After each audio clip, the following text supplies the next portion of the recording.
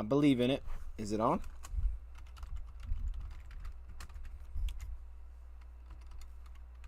Get that pulled up. Let's just do it like yesterday. Same setup as yesterday. We were rolling. Felt good. Oh, we got watching an ad. Okay, everything looks good. Are we on? Chat, are we live? What's going on? I'm sorry. That's a not predetermined. Are we good? Are we live? Let's go. Hey, let me get the beats rolling cuz I don't know if you guys have ever done this and I think I'm live. Oh, wait, hold up. We should start here. Can you guys hear me? Let's start with that. Let's not even get into this. Can you guys hear me? Do we sound good? Because it was like 20 minutes before we got that figured out last time. Do we sound good? I tried to leave the settings the same as last night and just hope they carried over. We good? We live? We must sound good then. Awesome. Okay, let me reset my beats. Nope, I don't like that. But I don't know if you guys do this ever, but when I have something like sitting on a key and then I'm trying to scroll and it just does like goofy stuff and I'm like, what is happening? And then I finally figure it out. That's what these mics do to you. That's what they do. All right. Oh, Ice Cube. Let's do Ice Cube. Yep. We got to start with Ice Cube. I like that. And if the music's too loud, let me know as well. If that's too loud, I'll turn it down. But I think we're good. I think we're money. Chat, we popping. We popping early. Shout out to everybody that's coming in here, man. We doing a little late today. DT fan, man. You guys were in here early. I know I had to move it back 5 minutes. I managed my time a little iffy there. So I had to push it back a little bit just to make sure that I got my clips in. That way I wasn't searching while we're doing this. But we're good now. Kind of wild. Our guy Smoke Monday didn't even crack the video title. So, yeah, I edited his name in there. I saw that, and I was like, I'm going to put that name in the title. But I got to let him know because I don't know if they'll realize that you have to, like, refresh. I don't know if they'll know. I think you got to refresh the page to see that. But I put Smoke Monday in there. There we go. That's what people are coming for. For everybody in here, I know you came because of Smoke Monday. So shout out to you. We sound good. I love it. Let's do it. Let's do it. Let me scroll up a little bit. We got Ken in the building. What's going on, Ken? Adam, Anthony. Okay, sorry. Justin, Cameron, Caleb. I'm sorry, I'm missing somebody's name. Kneecap biting with Smoke and Jeremy B. My guy, what's going on, man? Michael Banks. Oh, we ready to do this. And we ready to do it. This is the final day of the combine. Today we're talking corners, safeties. Tomorrow, the combine doesn't end, though. Not for us. There's only one combine week in the year, so it's not going to end for us. Tomorrow we're going to be on Rad's channel, Last Second Sports. We're going to talk about this, but we're not going to just talk about today. We're going to talk about the entire thing. We're going to break down our top performers from the combine. I know he's been rewatching the condensed versions of it. So we're going to go through our top performers, guys that stood out, guys that raised their draft stock, guys that were like, whoa, hold up, Lions, maybe we should check this dude out. So everything will be tomorrow. But today, mainly about safeties and corner, but I'm sure it'll take a different direction as we go. Gotta hit these beats, though. Hey, y'all like this? This one's a little chiller to start it off. It's okay. We'll ramp it up. Okay, we're already asking about Kyle Hamilton. We can start there. I do have some clips, too, that I want to show. Should we start with the clips? Let's hold on to the clips. Let's hold on. We'll get to it. We'll get to it. Yeah, let's start with that. Let's start with the title. These are all kind of put into one. I actually got these. Hold up. Yeah, oh, nope, this is the wrong section. What are we looking at here? Something didn't look right. All right, cornerback and safety was all in one this time around. That's how we had it sectioned out. Oh, I love this beat. Let me save this one, too. Sorry. Gotta save this one. This one's hype. This is good stuff. But they're all in ones here. So I did try to label it. If you could see safety, cornerback, I went through and labeled each guy. I was actually I felt good because as I was doing that, I knew for most of the guys whether or not they were a cornerback or safety. Like, that's the test. You know, do you know what position they are? That I knew most of them. But I will be honest, cornerback and safety, more cornerback is probably the spot I'm a little bit less knowledge of right now versus like receiver and stuff. I'm a little bit more raw into that side of things. So I'm gonna tell you guys straight up that's how it is. But I'm going to learn more about these guys as we go through it because I cannot overlook any position after last year. Kyle's 40 was slower than I thought. Oh, yeah, we're going to get to that because that's the main. Whoa! Detroit. What? Hey, hold up. Chat. This is how we're starting the day? Are you kidding me? Hold up. Can we get some... Chat. This is what we're doing. My guy, it's good to see you back. First off, what an entrance! He walked in like Sauce Gardner, just dropped the hundo on us. Are you kidding me? He says Detroit. I'll give him the exclamation because Clearly Siri or whoever was talking didn't give it to you. Can we get some birthday cakes in the chat for my guy? You know I'm gonna mess up your name, but I have to try. I have to. You drop that, I have to try. Wait, hold up. You're always in here too. Cavialto. Cavialto. I'm trying it. It's wrong. Thank you. Come on, man. Y'all don't have to. Please, spam it. You know, I'm going to get one in there too. And we'll get into this safety talk. Let me get one in there too. What can I put in there? I'm going to put this thing. I don't know what this is, but I'm putting this in there. I love it. Oh my gosh, man. I appreciate it. I do. Wow. What start the day? What the heck, man? Showing some major love. Appreciate the chat for showing all the love, man. That's for you. I appreciate it. Thank you for being here. It's good to see you again, man. Oh my goodness. I love it. More volume, please. Oh, we need more juice. I think he just hit us with the juice. I'm not gonna lie. That super chat just took me off guard. I appreciate it. Bingo. That's all we needed. That's all we needed.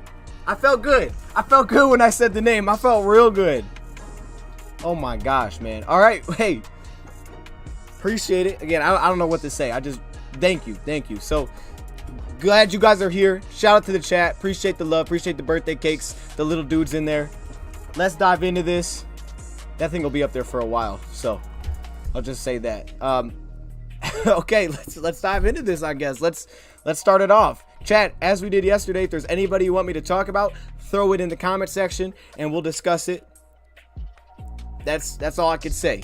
That's what's up. Much respect. Yeah, I appreciate it, man. So, but we'll dive right into it because you guys have already been bringing it up. You've been bringing up Kyle Hamilton. So let's start there with the safety. I do have a lot of his measurables on here. Let's start with him. Where's he at? Here we go.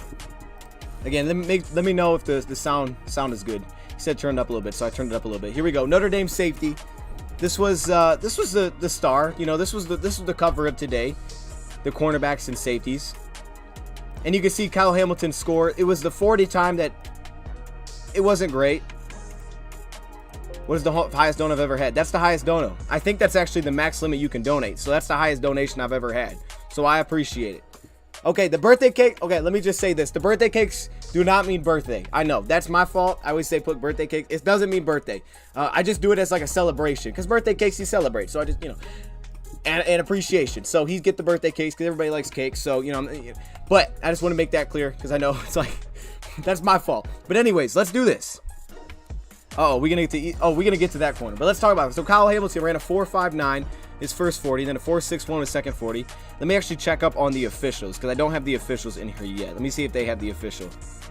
Kyle Hamilton's official. I know it was near the bottom. Yeah, he had the second slowest official at a 5.49.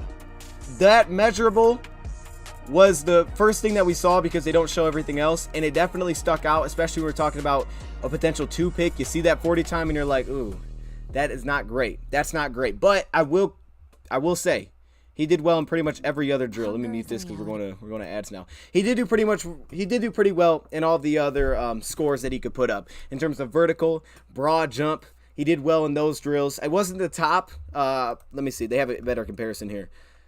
They have a better comparison. I have all the numbers over there, but let me just quickly throw this up. It wasn't the top, but you see he did pretty well in everything else. Oh, there's the, what is this? We got 3 cones, 6.9. But the vertical, it was third highest. There it is. And then we also have the broad jump, which was the second highest broad jump behind Lewis Sign. It's Sign, not Kind. I've been messing it up for so long. Finally figured out it's Sign. I heard them say, I'm like, okay, that makes sense.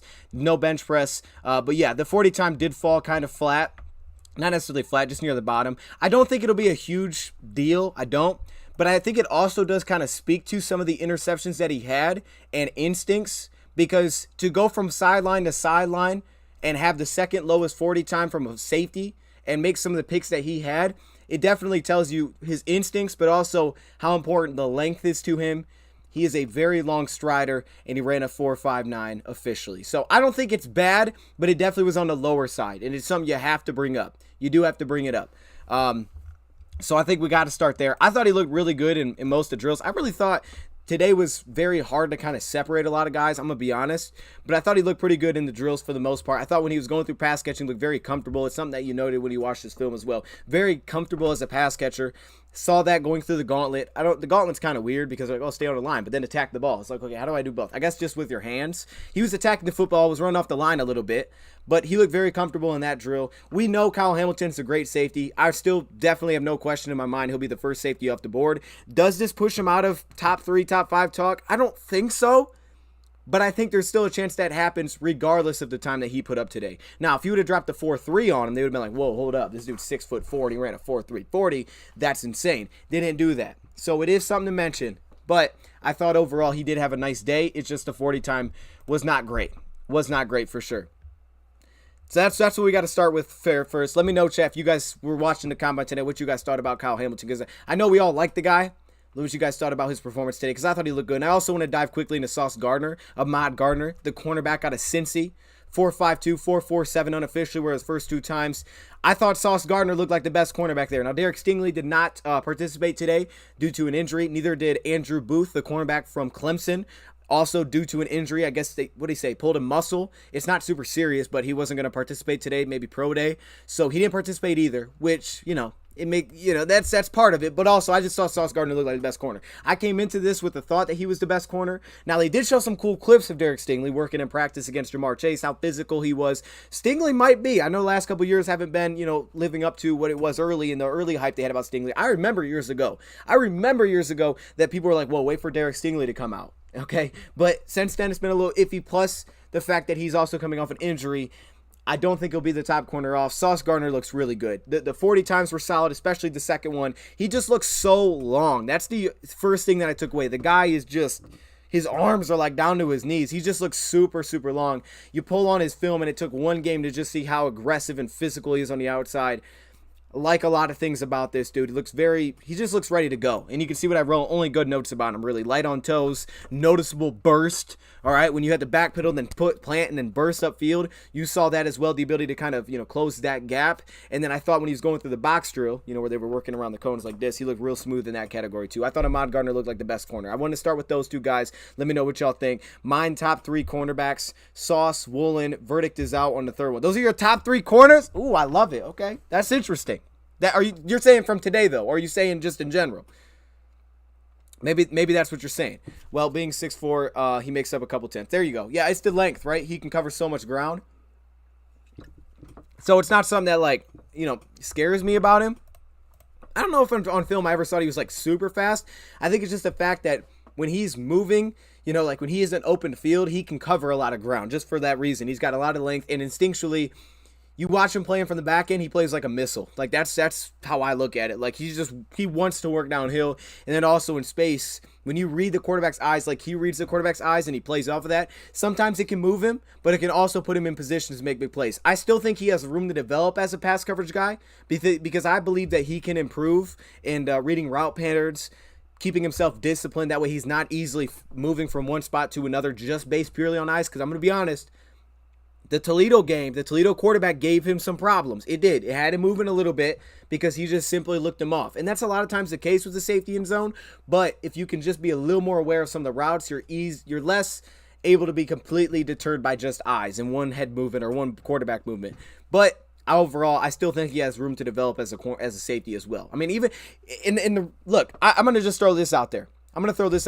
I think safeties now, it feels like a lot of them are like slot cornerback hybrids at this point. I mean, think about it. Lewis signed, right? Is he the 2 safety? Played how much in the box? I mean, he played a ton in the box. Played a ton of slot cornerback. Now, at the next level, we'll talk about that. I don't know if that's his best fit. You look at Dax Hill, plays the majority of his snaps from the slot position. You look at a guy, of course, Jalen Petrie, plays the slot position. Some people think he's a cornerback. Some people think Dax Hill's a cornerback. You look at Jaquan Brisker. He played 500-plus snaps in the box. Feels like a lot of safeties now are becoming those hybrid defenders. And there's a few, that still just mainly play in the back end. But it feels like they're trying to get these athletes closer to the line of scrimmage. They want them by the ball as much as possible. That's what I took away as a whole from this. There's a lot of guys that played that kind of role in college. And you kind of almost feel like you're going to have to just take off what their skill set is. Combine, I think, was a big day for a lot of these guys, so teams can see how they move and just take that and say, all right, we think we can play him in this role because of the way that he can move. Maybe some development needed here, but the versatility is nice because we can put him out there on every down and play him at different spots. He's just a straight-up playmaker. That's what I took away. Bro, that nostalgia. Terrell Austin drill brought back nostalgia. That was the last time we had an elite defense was our DC. I know, you're right. When Terrell Austin did go out there, it was like, oh, snap, they got him out there. That's really cool. They did show the Lions again today. They showed Dan Campbell chilling there. They haven't shown really good, but there was someone sitting behind him. I don't know who it was. It looked like, like the quality control coach or something. I don't know who was sitting behind him. But you saw Dan Campbell. We've also seen, who have we seen? Antoine Randall L out there. I think that's the only guy we've seen actually on the field for coaches. But that was something, man. Shout out to Terrell Austin. I know he did a real good job with our defense. He did a real good job. It was when we were at our peak. I wish we would trade Flowers, but I don't know who would be interested. It's going to be hard, man. It's going to be hard to find a team. I feel like if you're going to trade Flowers, you might have to say, well, we'll take this portion of the contract or something like that, because I don't know if a team would take the whole book. Maybe you try to trade and pay cut him, something. Some kind of agreement might have to be interesting there to set that up where a team is fully interested.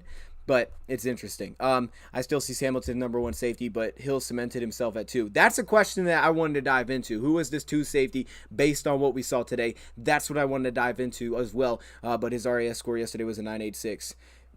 Dude, I know. I had my guy send them to me. I was like, whoa, I did not realize he did that. I mean, I know his, his 3 cone was, look, the guy, Aiden Hutchinson, I know this is off topic real quick. He had the fastest 3 cone of a guy over 6'5" and taller since 2003, or the second fastest since 2003. What? Okay, that's nuts. I wish we would get to see those, but I'm just saying they might take Hutch. Yeah, I don't know where Jacksonville's going to go. Jacksonville feels like a team that could go Kayvon Thibodeau, just randomly. I don't know why, but they just might do it. I have no idea. Maybe they've already told him, hey, look, you're going 1. You don't need to do any drills. We don't want you hurt. I'm just saying. I doubt it, but I'm just saying. Who knows? Jacksonville's a weird team. But let's continue with these safety positions. Some of the big names. Let's go to those guys first. Let's scroll up. I guess cornerback and safety. Let's go to some of the big names. Then we'll hit on some, other guys as well. Like we said, he didn't go. Who should we hit on next? Other big ones that stick out. Let's see. Dex Hill. Yeah, I guess we'll just dive into those then. Trent Mcduffie. I thought both Washington cornerbacks looked good. I thought for the most part they looked very smooth. Trent Mcduffie, 4.46. I missed his second 40 time. I missed a couple of them because I was not in the room at the time, so I have to get those. We'll pull up his official ones. But I thought he was fluid, quick little steps. When you watched him, like it was little chops. It was not a lot of wasted movement. I thought both cornerbacks out of Washington looked very smooth rolling through drills. They looked like they both could be second or third cornerbacks off the board. Trent Mcduffie and Kyler Gordon. Jalen Petrie. All right, now the bench press reps only 16. He is not the biggest dude. 35-inch vertical, looked like a corner with his hips, and that's because of the role he plays, I feel like. But he looked very comfortable in that role, and that's where I want to throw up some clips. So let's throw up some clips now, and then we'll come back to this. Is your top 3 safety the same or changed from the results? It's changed a little bit. It's still a position I got to dive into more, but this is something I want to get into because Dax Hill, he's a weird one, but he also can really play cornerback. You look at a guy like Petrie, plays really well with near the ball. Now, Smoke Monday. We'll talk about Smoke Monday because I think he plays his best football near the line of scrimmage as well. Jaquan Brisker. I thought Jaquan Brisker timed and put his measurables were really good. Where we got Jaquan Brisker at? Do we have a lot of his measurables on here? Let me check. We have 22 bench press reps. That wasn't really a shock. I think that was the second most bench press reps from a safety. Immediately stuck out because you see him in the guy 22 bench press reps. You watch him. He plays like a linebacker almost a little bit at Penn State. So that was like, okay. And then you see the 10-4 broad jump, the 4.53. What was the second one? What do they have? What do they have for these official? A 4.49. So even better. They have him at a 4.49. Definitely can work with that. He feels like he's almost a linebacker. I'm definitely in sub packages. You could play him at that role, but he plays so much near the line of scrimmage. But I thought Brisker looked really good. I thought he moved better than maybe I was even anticipating. But let's go back to this. I want to throw up some clips real quick, and then we'll dive back into some of these names. I got a couple of clips, and we got to get Smoke Monday in here because the chat is asking for Smoke Monday. He's in the title now, so we got to put him in here. Where we at? All right, this is just going to start, so just bear with me. I'm probably going to have to play this twice. It's just going to get into it. So here we go. Let's throw this up, and we can't see it. Okay, great. All right, perfect. There we go. Now we can see it. I really should slow this down. This is Alante Taylor, the cornerback out of Tennessee. I threw some clips in here. You see him at the top of the screen. Alante Taylor was someone I was a little interested in early. He played a lot of cover 3 outside corner. You see him here. I thought he was very disciplined in terms of really kept his, like, he knew his responsibility, but he's very willing to break down here. Here you see the quick stop, work downhill. Took that away from Alante Taylor. We'll have to dive more into this one. Of course, I had to throw in a clip here from Josh Thompson, the cornerback out of Texas. This is him coming off a blitz off the edge. Because there was a couple cornerbacks that I was like, okay, you know, I got to check them out more. Here's Dax Hill. Dax Hill playing some man coverage on the outside. It's the speed with Dax Hill. It really is. The guy can fly. The 40 time wasn't maybe as good as I even thought it would be. Here he is running this wheel route in coverage. The dude can absolutely move, though. And that's going to translate. Here's Jalen Petrie. He's going to make a play off the edge. Look at that, man. He's just flying back there. People love him. People love the style that he plays with. And, oof, man, love it. Now let's get to some Smoke Monday. Smoke Monday. Here he is. Look at him. Big number 21. Flying around. I love him as a run defender. That's where I really like him. He doesn't miss many tackles. Very physical style. Loves to hit. Here he is over the middle of the field. You're going to see him lay a big hit that's going to knock the ball out. I do have some questions in coverage. Definitely do. Here's a boom, man. Didn't think some of his combine looked great. Here he is in man coverage. There are questions about his long speed. I thought he was a little rough with his hips. Here he is. You can see him running. Kind of burnt there, but this is incomplete. But he was like a free safety. They didn't put him in a lot of those roles, which they probably understood. Okay, he's not great at this. But like I said, he's very willing to hit, get down the box. I just think his best role is near the line of scrimmage. But then it's also kind of a weird guy because I also don't necessarily trust him a ton of man coverage. The guy allowed a plus 100 pass rating this past year, so that's something to throw up there. And now we got this. Someone said Jesse unfollowed the Bengals. But didn't he get his tag? I heard someone told me he got franchise tag. That may not be true, though. Is that true? I heard who is not getting his franchise. Someone's not getting a franchise tag. I heard someone's not. They were saying a couple guys that weren't going to get a franchise tag. So J.C. Jackson's not getting a franchise tag. I guess they were trying to make it work. Usually the Patriots don't let cornerbacks go, especially a guy like J.C. Jackson who's played as well as he did. But it sounds like he's going to hit the market. He's just going to get paid a ton, though. So, you know, that's some. Stephon Gilmore also looks like he's going to hit the market. Stephon Gilmore is cool. I think his price still gets too high. But if it wants to drop down a little bit, would not have any issues bringing a Stephon Gilmore. I love that cornerback. One of my favorite players in the league. I want sauce. You need the sauce. Sauce looks good. He looks good. He's got to be the top cornerback off, I think, because there's not the questions, you know, with the guy. Just the nature that he plays with, the physicality. Of course, he had to show up in the suit. He's got the sauce chain on. I said, you're not even getting paid yet, or are you? What is Cincinnati doing? I'm just saying, okay? Or was it fake? I doubt it was fake. So Cincinnati, you know what I'm saying? But anyway, Sauce Gardner showed up and he balled out as well. I don't know if it's true or not, but I see Jesse. Yeah, I'll have to check that out. I thought that he was was getting tagged once again. That's what someone told me. I don't know. I'm surprised they weren't able to come to a long-term deal for the second straight time. That's surprising. Let's dive back into some of these names though and kind of go through it. Let's go to some of those second round possible picks. Like I said, Jaquan Brisker, he's probably my number 2. I don't know. I'm still kind of flip-flopping. Let's actually talk about this guy because this is a guy that I was a big fan of. You guys know that I had him in my mock off season if you've seen it. This is Nick Cross. I thought first off, he got out there and he looked jacked. Straight up, he looked jacked. He looked built. You had a 37-inch vertical, 10-10 broad jump, one of the best, 4.4 flat, then a 4.41. All right, so his numbers were great across the board. He flipped hips well. He looked big. I thought Nick Cross looked smooth in a lot of drills. I like Nick Cross because he's shown us play in the back end. He's, of course, very willing to shoot downhill and make some hits. He's laid some monster hits.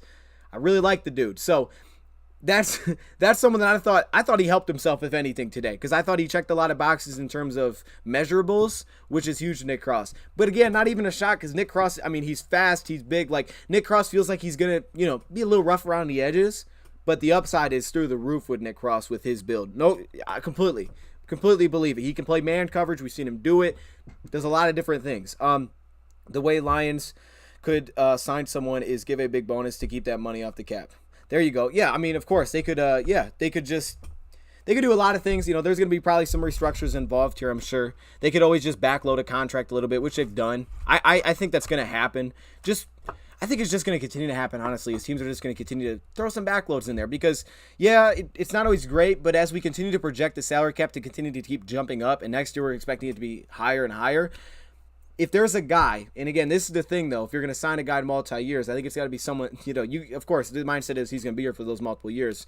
But especially re-signings, don't think there's an issue with backloading or re-signing a little bit. I don't think there is, because you know how he fit within the system. You saw him perform in the system, so you have a good feel about what the guy's going to bring to the table. So you're okay with backloading a little bit, putting a little bit more money in the back. So that's something that I would say with re-signing. It's something that I would probably look into. But I thought what's his name? Jeremiah, I can't think of the guy's name that did the combine this year with Rich Eisen. I can't think of the guy's name. You guys know who he is. He's the scout guy. Thought he made a really good point, because we talked about the Rams and how they kind of built things. And he pointed out, he's like, if you look at the Rams, though, not only did they trade for playmakers, and Les Snead talked about it, when we got Jalen Ramsey, it's because it's Jalen Ramsey. He's available. You go get that guy. But he also talked about they acquired positions that, are league recognized as like the vital positions. Quarterback, they got Matthew Stafford, of course, but also pass rusher, grabbing Von Miller, which was just a compliment to the other guys they already had. They've signed big money there, Leonard Floyd, Nanana Sue, cheap deals. But not only that, cornerback, these big important positions, which has allowed them to supplement that also in the draft, mid-round, late picks. Daniel Jeremiah, good look. Mid-round, late picks, linebacker, things like that. I thought it was a really good point that he made, because we've seen that. I thought that was a good point. Just want to throw it out there.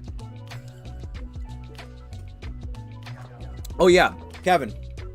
I don't know if I saw that article specifically, if it's a new one, but I have seen them talk about it. I saw Ben Johnson was talking about it.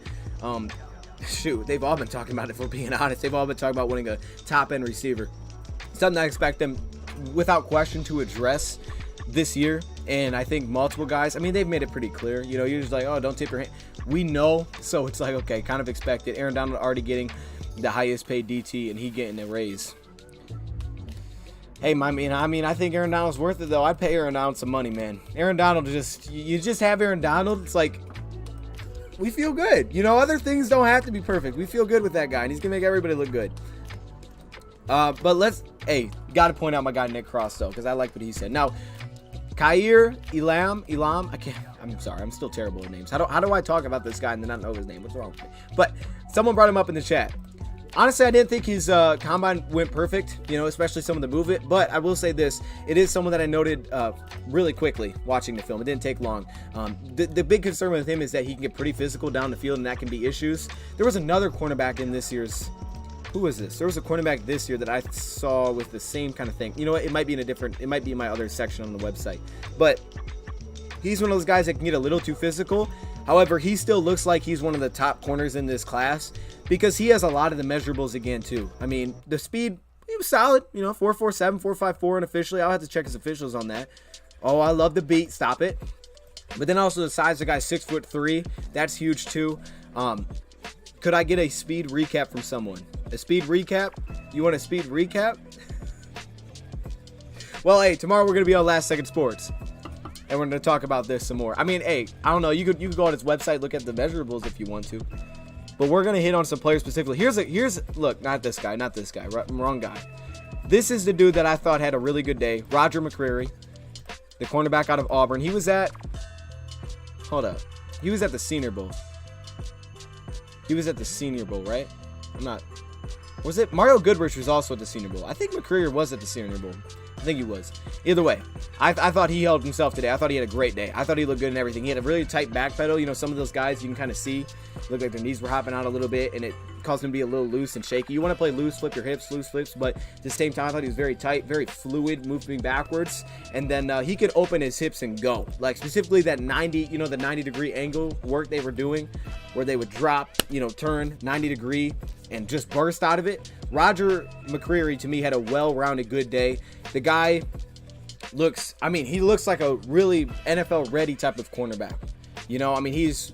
His frame is well built, looks ready to go. So I thought Roger Mccrea had a pretty well-rounded day today. The 40 time didn't blow anybody away, but he looks like a high corner again in this class too. I think he'll probably find himself into round one. His official was a 4.39. There you go. And I like the guy a lot. I always get a little worried when a guy gets too physical, because it makes you think, okay, are they not trusting themselves? Like, why are they getting so physical? Is it a habit? Because you can't do that, of course, in the NFL. That's worth it. Just PIs are killers, so it's concerning. But I do like the guy, and this, right away, he stuck out to me. So Got to bring him up. Let me see what else we have for the cornerback. Oh, Vero Mckinney. Gosh, man. Vero Mckinney. We've been mocking him like crazy. But Vero Mckinney looked good too. Actually, Daniel Jeremiah had in his top 5 safeties. 16 bench press reps. Honestly, I didn't really expect to put 16 up. He's kind of a smaller guy. I didn't expect to have 16 bench press reps. Really doesn't. He does a lot of his best work, I think, back. Playing back in a free safety type of role. But gosh, he was flying in some of those drills. My favorite part about Vero Mckinney's day, personally, was the gauntlet. The gauntlet was beautiful that he went through, because some of these guys are kind of down, make sure they catch the football. Some of the guys don't trust their hands that well. Some of them aren't attacking the ball. But when Vero Mckinney got through there, come on, man. I mean, the dude was just flying through this drill. And I think he caught every single ball, if I'm not mistaken. There was no hesitation. Honestly, shouldn't have came to a shock to me, because the guy has coming off of 6 interceptions, 5 or 6 this past year. And then a couple years ago, he's led his conference twice in interceptions. But you see him today, and he just right through the drill. I'm like, dang, okay, those are ball skills, right? And he's very comfortable. He must work on that a lot. Very comfortable as a pass catcher. I thought Vero Mckinney had a nice day. You guys are talking about linebackers. Shout out to Gary. What's going on, Gary? 9.98 is the highest relative athletic score. I gotta check some of those out. Thoughts on Kayvon not finishing off the drills when he said he was going to? I didn't like it. I didn't think it was a good look. I didn't think it was, again, in it, for me, I try not to put too much in the combine. I'm going to be honest, and I don't like saying this, but I'm going to be honest. With cornerback, specifically cornerback, I was a little bit more. There were some guys that I was completely more learning about today, which made me dive into film as I was watching. Some of the guys I already knew, like I'm talking about. So some guys that I've kind of learned about on the fly, because cornerback I'm not as deep in. I like to use it and try to use it as a checklist where it's like, okay, I kind of expected him to do this and I see him do it. I'm like, oh, that's good. That's good.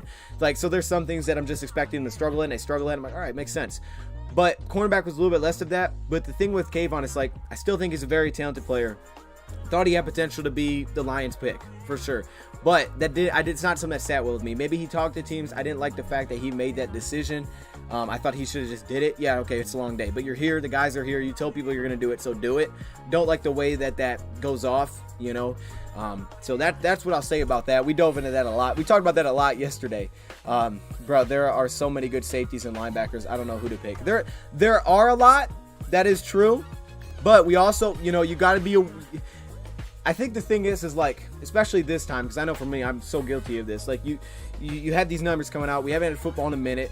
You're just hyped because it's football. It's easy to kind of get blown away by some of the numbers. And, I'm trying my best not to focus on numbers too much, because I know that you don't want to value that over film at all. Because if you do that, you might end up drafting a guy that's just not that great, but he moves well. It's like, yeah, there's a lot of good athletes out there, but does it translate? And there was a couple of guys today, I had multiple guys that I thought didn't do so well, and we're going to get to those. Of course, we talked about Smoke Monday, Luce trying to break down and change direction. Yeah, I definitely have some pause with his man coverage ability, which makes it a weird idea.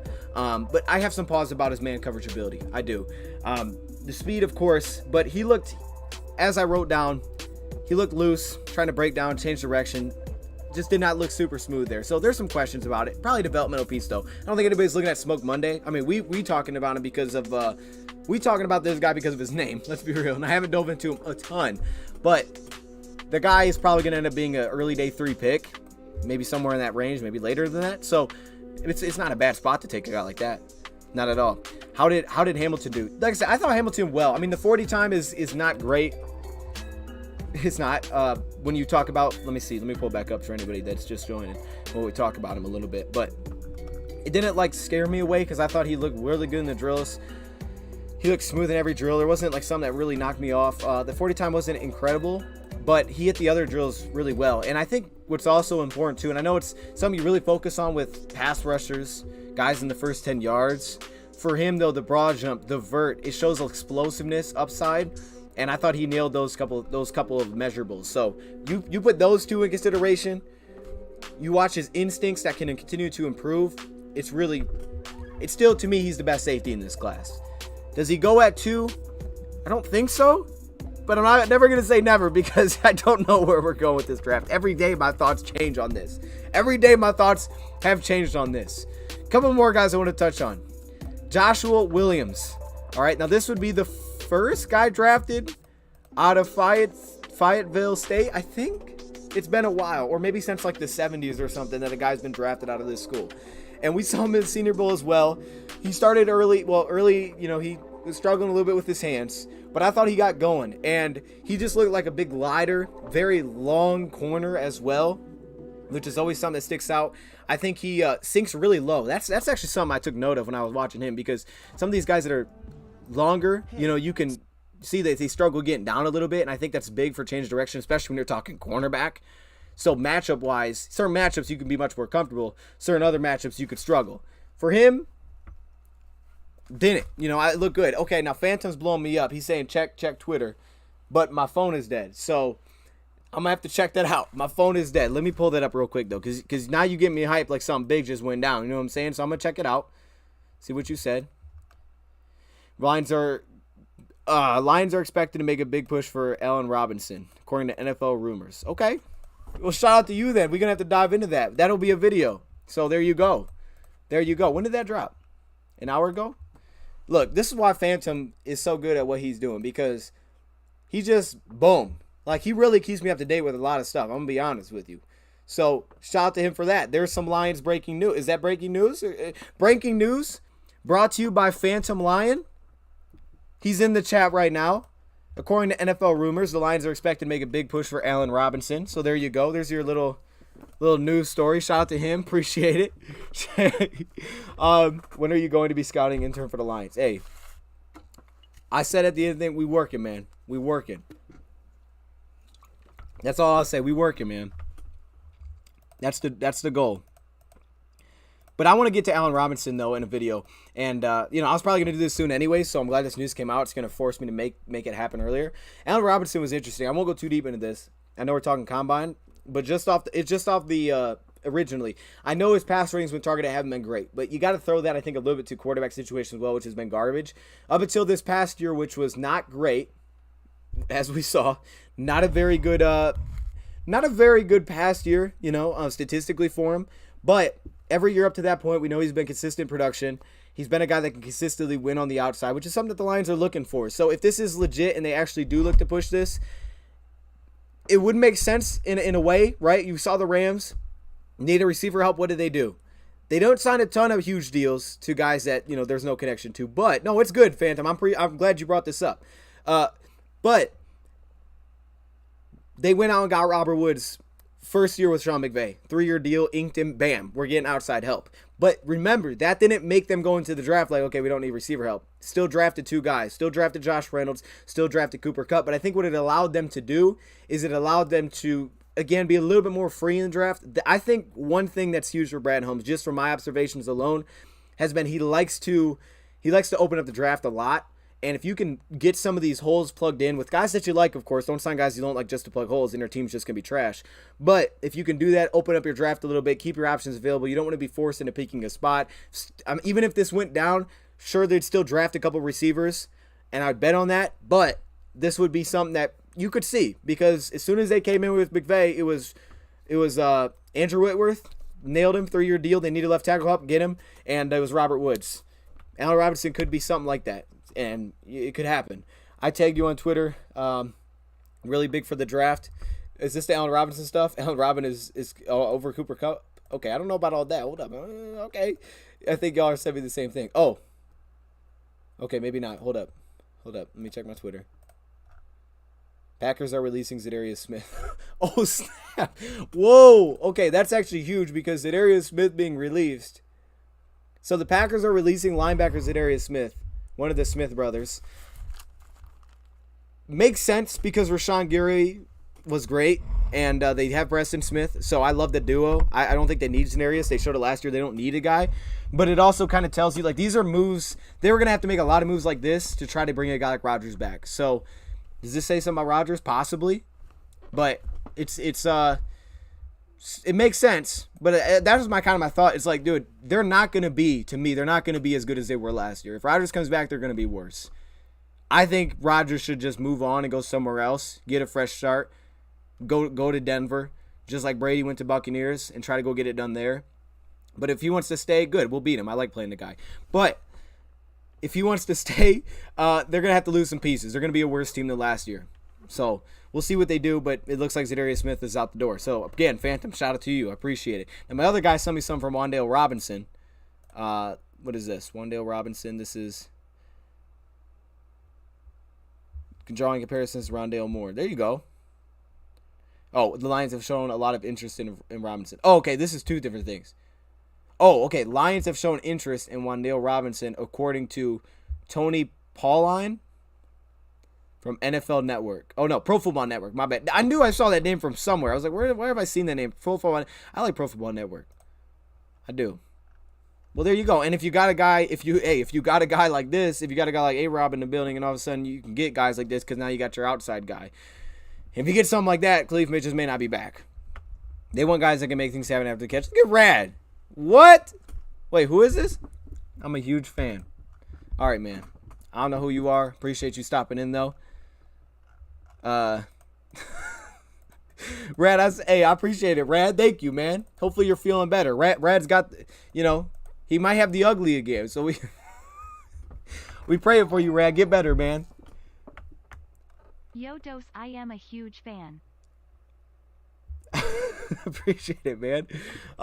But no, this is good stuff. So actually, I'm gonna write this down though. I don't forget. Just real quick, I gotta write this down. So we got Allen Robinson, Wandale Robinson's interesting too.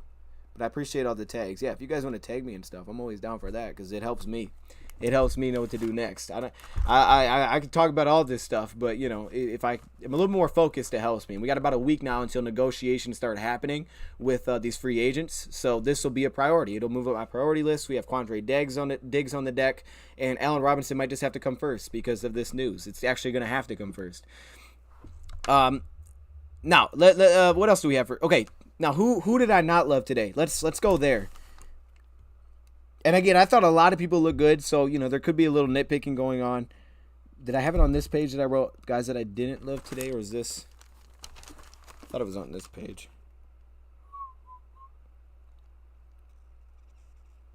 Okay, well, I'm not actually sure where I wrote it, so I guess we'll just figure it out as we go. I'm pretty sure I know which guys it are, but I don't know where I wrote it. I don't. Let's start with Tariq Woolen. His 40 time was ridiculous. And when you think about that size to speed combination, it's hard to overlook.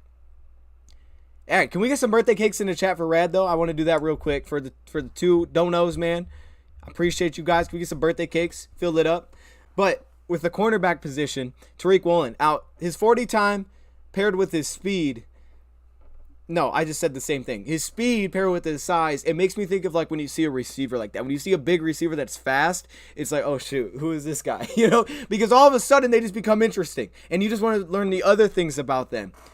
That's definitely what you feel with Tariq Woolen. We also saw him at the Senior Bowl, and it's like, hold up, this guy's 6'3", 6'4", and he ran a 4.31, 4.3. You can't teach that. You can't teach those two things, but with Tariq Woolen, I did think he had some struggles in drills. Some of it's probably his build too. Like big receivers, sometimes they can have issues sinking in breaks. High, slower hip flipping. It's something I noticed. It didn't seem like he was always getting down. When he was trying to sink into flipping his hips, he was a little bit high. It made him a little bit slower when he was trying to flip, change directions. Something to keep an eye on. But I did again, and I appreciate all the birthday cakes, y'all. You'll love it. You guys are killing it. I love it. But when he was pass catching, I like that. I think this was actually through the gauntlet, which I took a note of. He was another guy that when you watched him, they always like show the picture sometimes of like one guy going through it, and it's hard to watch it like in real speed and be like, wow, how's he moving? Like when I was really focusing on him, you noticed they had balls up high and balls down low thrown his direction, and he was able to easily flip his hips very naturally as a pass catcher. So I did like that, but I thought some of his change direction movement wasn't perfect. Definitely he's going to need some work. But definitely the speed and size is going to make someone interested and probably draft him, maybe even higher than he should be right now. But that's okay. That's okay. Now, I missed something here. I really appreciate all the shout-outs, though. It's really cool. Go to the Lions game in September, so I hope you go. Oh, dude, yes. I will let you guys know for sure when I make things happen this offseason, next year, where I'm at. That would be really cool. Jermaine Walder. All right, now Jermaine Waller was interesting because this is someone that I was also watching, and this actually takes me back to my mock offseason I did. Jermaine Waller is someone that I put on because I was like, okay, he's a late round pick. Should I take him? This is where I actually also found Tariq Castro Fields. But I put on Jermaine Waller. He's this cornerback out of Virginia Tech. He's got some hype. I see him today, and I just didn't think he looked that good. I'm going to be honest. He ran a 4.72, 4.68 unofficially. And when he moved, he didn't look right. He was kind of up tall, changed direction, wasn't smooth because of it. Didn't think he looked great today. Personally, like, if I was close, and right now I am because I'm not super deep into it, but if I was close on, like, okay, Josh Thompson or, Waller, if those two were close, Josh Thompson to me put a leg up, and I would take Josh Thompson at this point over the other guy, because I just thought he looked much better. He kept his speed and flips. A lot of these guys were having to slow down, not a lot of them. Some guys were having to slow down to change fluently while also keeping balance. You didn't see that with him. So I would almost put that guy above him slightly just because of what I saw today. So he was and he was already projected to be a day 3 pick anyway. This guy, all right, Juanye, I first off, you get a dub just for that name. Can we just start there? If I'm saying that right, that's a dub. So many times I looked at this name and I was like, who the heck? Like, how do I pronounce that? How do you pronounce Juanye? I was like, Juanye Lovett Thomas out of Georgia Tech. Now, this is a safety, 17 bench press reps, 34.5 vertical, 10-2 broad jump. 10-2 broad jump. You see the vertical, 34.5, 4.67, and a 4.62. Definitely did not love it today. I thought for him, it was lacking. It was missing that pop when he was just working downhill. Some guys, they have, as I put it, that shock in their lower body where it's just like, okay, stop and get upfield. He just kind of missed that launch. That's what I felt with this. And I thought he, was a little rough around the edge in a lot of drills. He missed that launch to me. But you know who didn't in comparison? Leon O'Neal. Complete opposite. Light on toes, all right? Can get low to the ground, really can sink. With Leon O'Neal Jr., we know one thing about Leon is that he will hit. The dude will hit out of A&M, and he loves to hit, looking for contact. Still, got some work to do, even as a tackler, because sometimes he'll just, what I'm saying? He wouldn't even wrap up and he'll just jump at him, and he just misses guys. But you saw that. You felt the shock when he was like, okay, work back pedal, stop, get upfield. You could just feel the explosion of him working downhill, and it's like you can really feel that. You can see it. I felt that with Leon O'Neal. Did not feel that with our guy Thomas. So that was just like kind of two opposites I felt like in this. Again, I thought these guys did really well. Zion McCollum, I said he flew through the second ball tracking drill. Looked really good there. Some of these guys were covering a lot of ground. I saw Zion McCollum had a kind of an up and down day. I have to get into my notes a little bit there. Kirby Joseph, he's in play for the second cornerback. I don't think he's the second cornerback, personally. I saw some film on him, see him again. I don't think Kirby Joseph is the second corner in this class, because I was trying to see if he was. I really was at one point. I was like, wait, could this be my, but I didn't feel that off his film. I probably do need to watch more. Vincent Gray, I didn't even know he was in this thing until I got into it. I thought moving the right direction, he actually looked a little worse. Vincent Gray did, the outside cornerback for Michigan. I think they put a lot less man coverage, though, in Michigan this past year than they did in the past. I thought he really struggled in the past with as much man coverage they were playing, but he looked better this year at Michigan for sure. He's improving. He feels like a very developmental player. The good thing is I feel like we've seen leaps. We've seen leaps from the cornerback out of Michigan, but he's just going to continue to need that time. He will. Tariq Castro-Fields, didn't have much notes on him, but I like the guy. I don't think we saw him go. Did he go through drills? I don't think he went through drills today. Don't think he went through drills. I think that's why I don't have notes on him. What else do we have? Lewis Stein, he lost his balance a few times, but Lewis is a weird fit. Lewis also feels like a weird fit as well. His role, because I think Lewis Stein is actually going to probably benefit most from playing in a split coverage defense, which Lions do, but not a pure single high deep look. Because I think first off, the range, there's questions about his complete range in the back end. He's 6'1", 200. So we know he plays a very physical style. We know he can play man coverage. He allowed an 80.7 pass rating this past year, 1 touchdown, 1 interception. We saw 574 of his snaps come at the deep safety position, 155 in the box, and 118 at slot.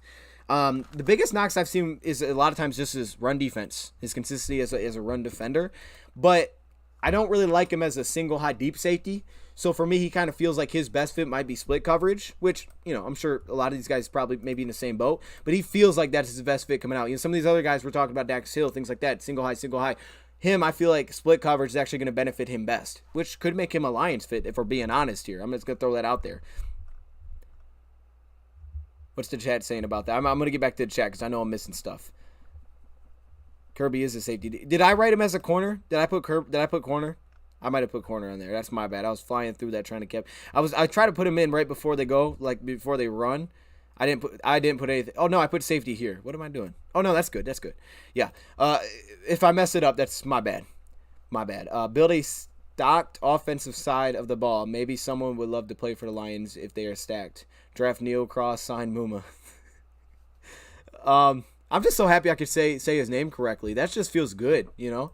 It's like I'm out here saying Skine all the time. It feels good to pronounce a guy's name correctly. And I think I'm pronouncing it correctly. I'm just copying and mimicking what they said on today's program.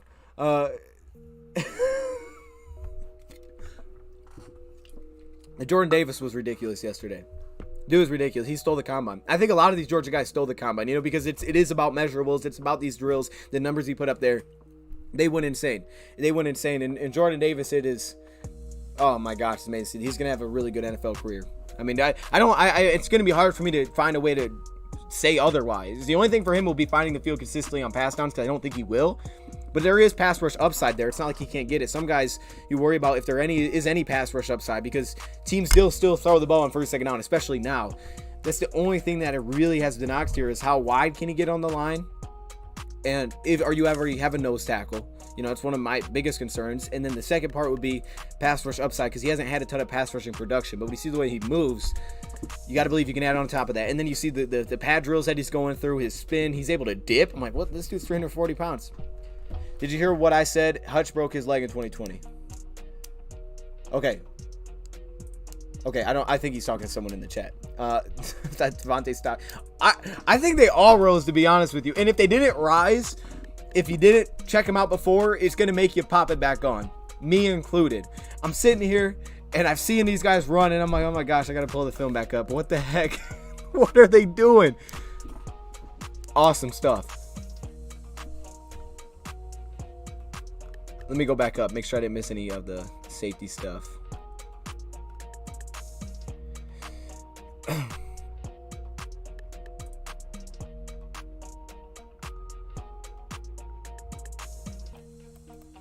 You saw Sign had slow hips. Is that what you're saying? Yeah, he doesn't do. I don't know.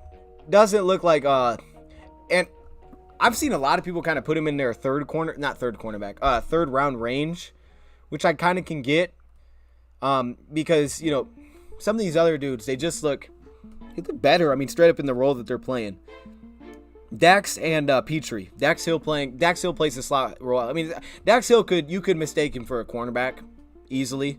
You could definitely mistake that guy for a cornerback, and same thing with Petrie. He just plays really well near the ball.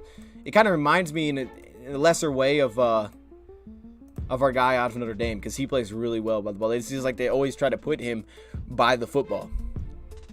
All right. Let's see what else we got. Let's go to the cornerback side of things.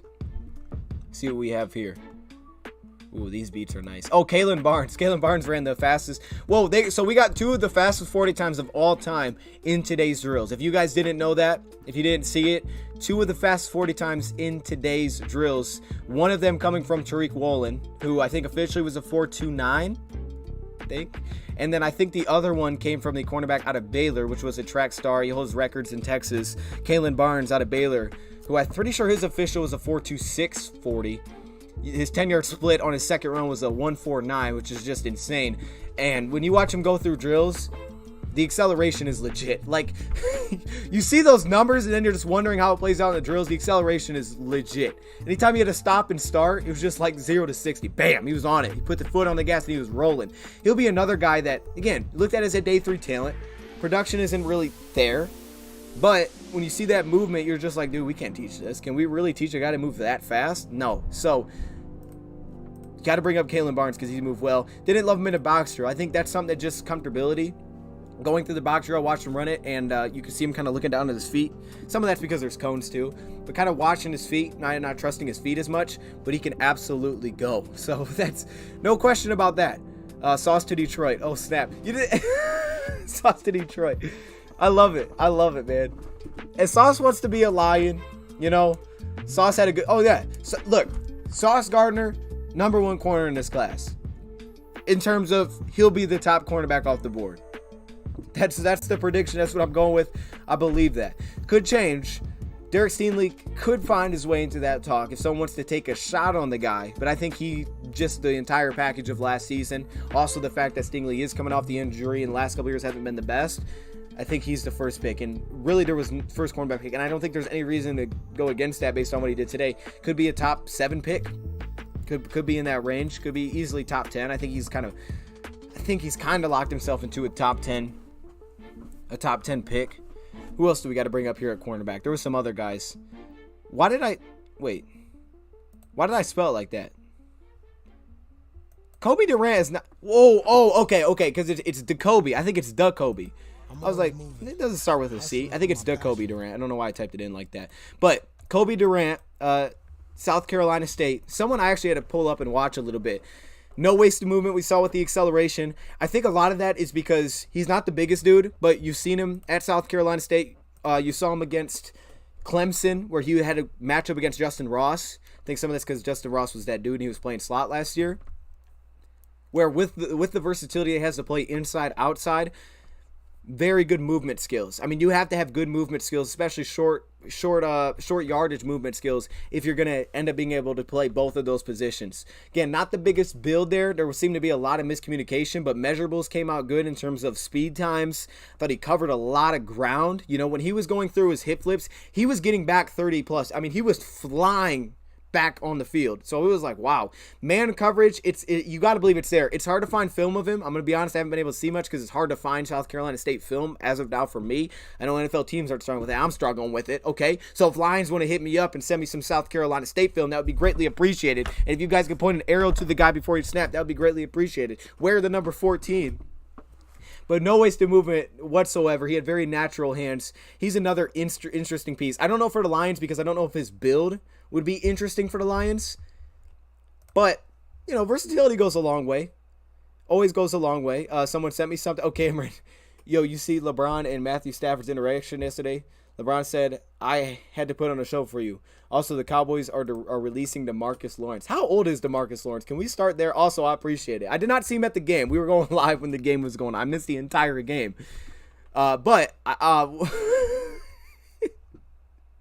missed the entire game. But the Cowboys are releasing DeMarcus Lawrence. Wow, I thought that would never happen. That's insane. Here comes the releases, man. Hey, so look out for Lions. Again, I don't think there's going to be the big releases that shock us aside from Trey Flowers maybe. But that's interesting.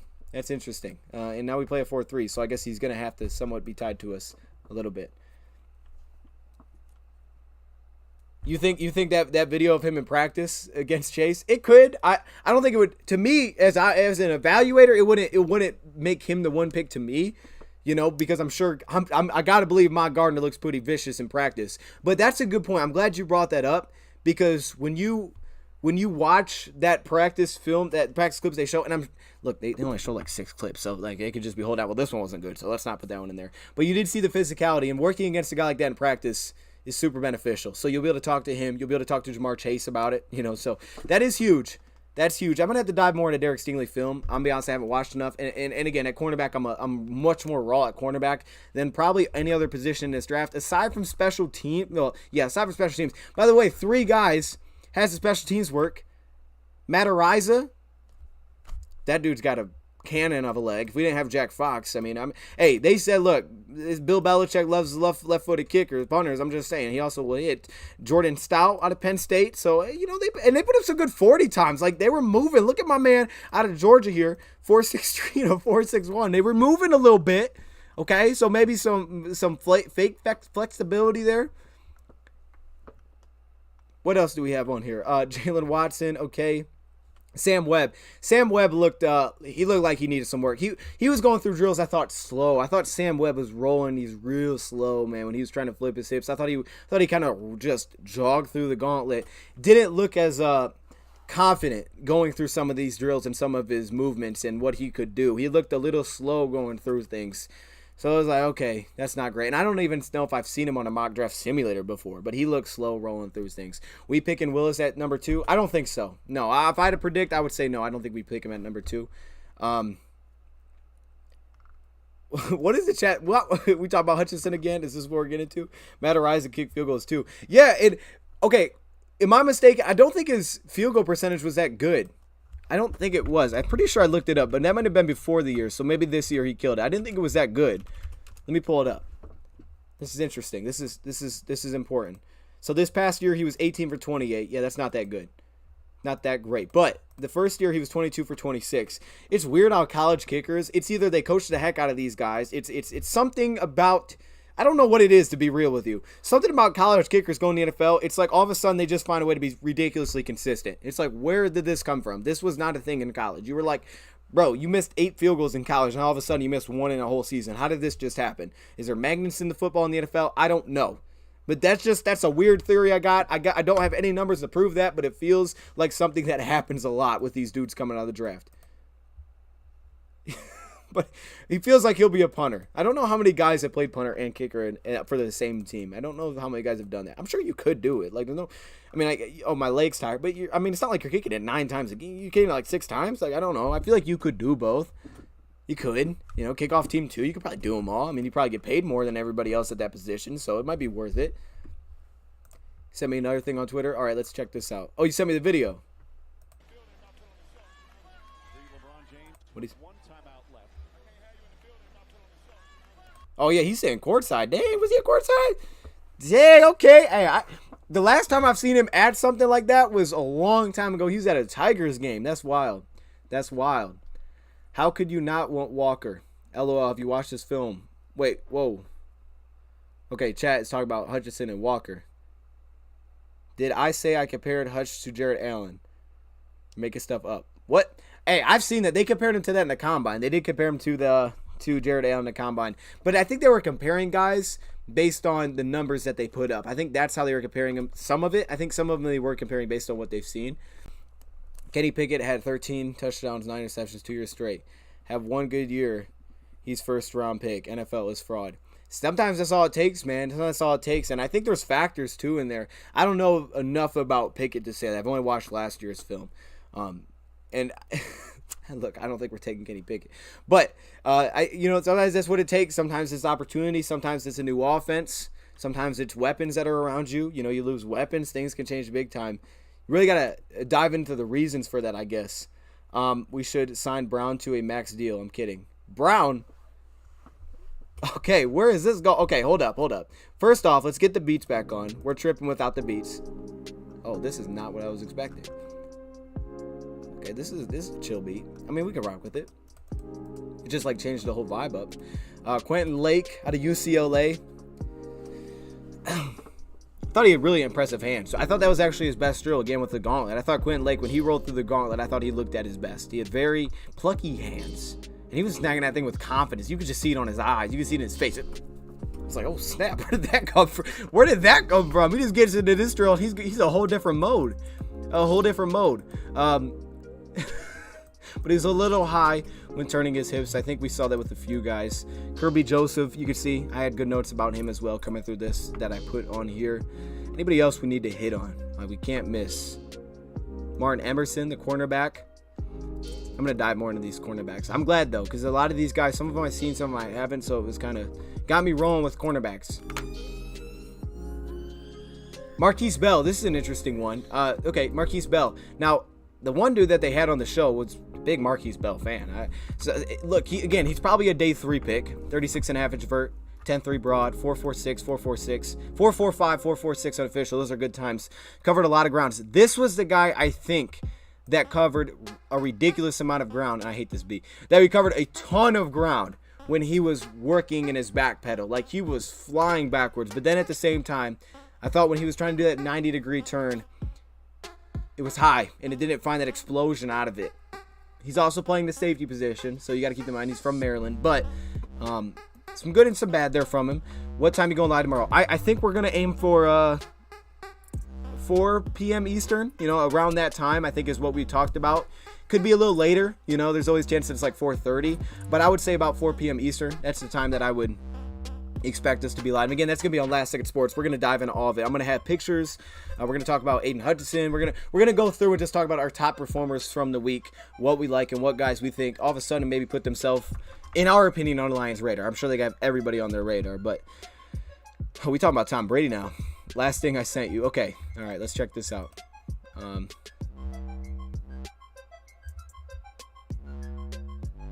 Ooh. Which quarterback throwing in the hotel? Settle the debate. Kenny Pickett or Malik Willis? Oh, okay. Oh, they throwing in a hotel? What? Oh, that's sweet. I don't know. Pickett's looked a little longer. I'm going to be honest. He looked a little further. He had the long hallway. But you saw Malik Willis. He had to kind of throw it into a little area there. The beat a second ago that changed the mood sounded like Lovers and Friends. Usher. Can we go back to it? Oh, I can't. Oh, I just set up an ad. Okay, I'll go back to it. Hey, they got some beats on here that sounds like they took them from artists. And I'm just like, hold up. Did our artists get some free copyright beats? Did they make a song over free copyright beats? Shout out to Last Second Sports in the building, man. Appreciate you coming in. 4-3 or 3-4. Why not switch to multiple? Can do both. I'm sure they're going to be multiple out of it. I think in today's NFL, there's so much versatility, especially because you play so much sub-package. It's like I hit on yesterday when we talked about this originally, is that the Lions played 55% of their snaps against 3 or more receivers. So I think it's just normal to be in your sub package, which is going to leave versatility. But I think it's just like last year. We came into the year, we said Lions are going to be a 3-4 on base downs. They didn't line up every down in the same, Trey Flowers roaming on the outside. But it was base downs. We saw them do that. So I think this year it's kind of just a little bit different. They're going to tweak it, okay? Instead of doing what they're doing, they're going to base downs are going to set up differently, but they'll still be versatile out of it. And I think even that alone doesn't necessarily mean that we're going to see some of these DNs play with their hands in the dirt. If they feel like a guy's better in a stand-up role, they may put him in that stand-up role still. I see what you're saying, but I do believe there will still be some versatility there. I thought Tom Brady was good enough to go higher when he was at Michigan. Okay, now you're taking it way back. What was that, 2001? What was that? Was that the 90s? Was that 2001's draft? Oh my goodness. Okay, look.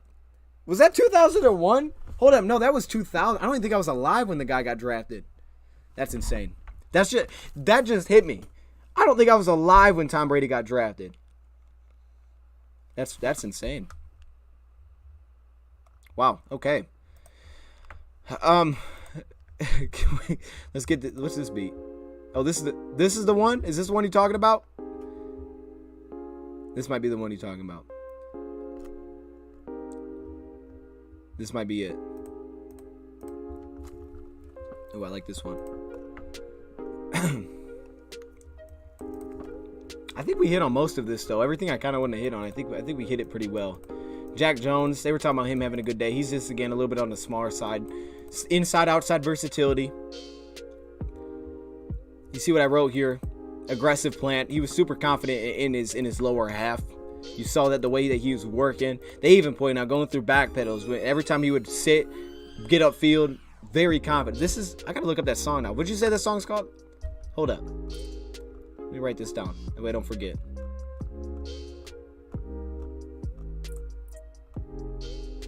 I missed it. Where'd it go? There's one on here. I'm telling you, Drake made it. I'm telling you, he put a song over it, and this was his song. It's something like Drake would sing for sure. Playoffs this year, dare I say Super Bowl? Whoa, okay, hold up. Look. This is the time of belief. We're in what? March? This is the time to have that much belief. Say it now. Say it loud and proud. Super Bowl, baby. Hey, why not? Why not? I mean, we still early. I'm more aiming playoffs right now, but hey, I'm not mad at it. If you want to say it, say it. We early enough where we don't know what's going to happen. Lovers and Friends. Okay, good luck. I'm going to look that up. Lovers and Friends. I feel like I've heard that before. I was actually listening to Usher on the way over here, so let me throw that out there. A little bit of Usher, you know what I'm saying? Yo, Dan, who's some running back prospects we could draft in a later round? Good question. Good question. That's another position I got to get deeper into. Let's go into that. Let's take a quick look at that. We don't have to go super long today because, like I said, we're going to be back on tomorrow. We will dive into now this Allen Robinson stuff very soon. That'll probably be my next video before Quandre Diggs, now that you guys have brought it up. But let me see. What do I have for running back? Oh, my gosh. We have so many notes on here. It's insane. Wait, am I going the wrong direction? Okay, no. Here we go. Some guys. Personally, from what I've seen so far, that I could see as... No, Dameon Pierce won't be late round. I don't think he'll be late round. I think he'll slide. I mean, if we're talking day 3, I don't think Dameon Pierce will fall into that boat. We showed him last night. Zonovan Way, I really like that guy. Really big fan of Zonovan Way. I think Zonovan Knight. I don't know why I say White. Zonovan Knight. The guy's change of direction, especially in small spaces, sticks out big time. Why does it called HP Office Jet? It's just like, I see that and I'm like, I don't want to hear it. Do we have him on here? I think I have more. Bam, I nicknamed Bam Knight. Very quick feet, and it caught my eye watching the deuce drill, and it made me come back and say, okay, hold up, I gotta watch this guy again, because I've seen him before just a very little bit. Killed the deuce drill. A lot of guys were hitting pads, they were looking down at their feet, flew through that thing, and I was like, this is Deuce Staley's drill, of course this means something. So then I pull on the film and I'm like, okay, I like this guy. He's a pinball. That's one of the options maybe. But I don't think the Lions, I don't know if the Lions are going to take one this year. Running back's luxury pick and waste of a pick. I don't think it's a waste of a pick. I think you need to have a running back. And I think there's differences. There's levels to running back. There always is levels to running back.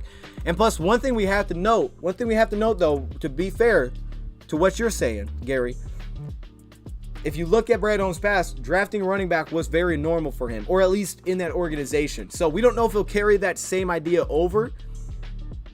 But if we do carry some of that idea over, we've seen him draft, was it 8 running backs from 2013 to 2020? It was a lot of picks. So there is that you got to throw in there. You letting it burn? Hey, I see Stafford jersey is gone. Oh yeah. Hey, that's been gone for a minute, man. It's been gone. We got the Jared Goff up there. Shout out to JG himself signing it. Appreciate that, man. Yeah, man. Oh, we still got the Stafford jersey though. It's over there. You can see it from now. I can see it right from my vision.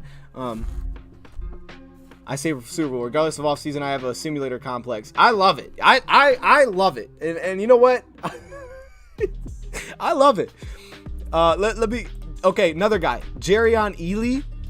Big fan of Jerrion Ealy. The guy's a little bit on the smaller side. I think he's 5'9", right? So he's a little lower to the ground. Dude can fly. Also, I see some pass rush returning possibilities.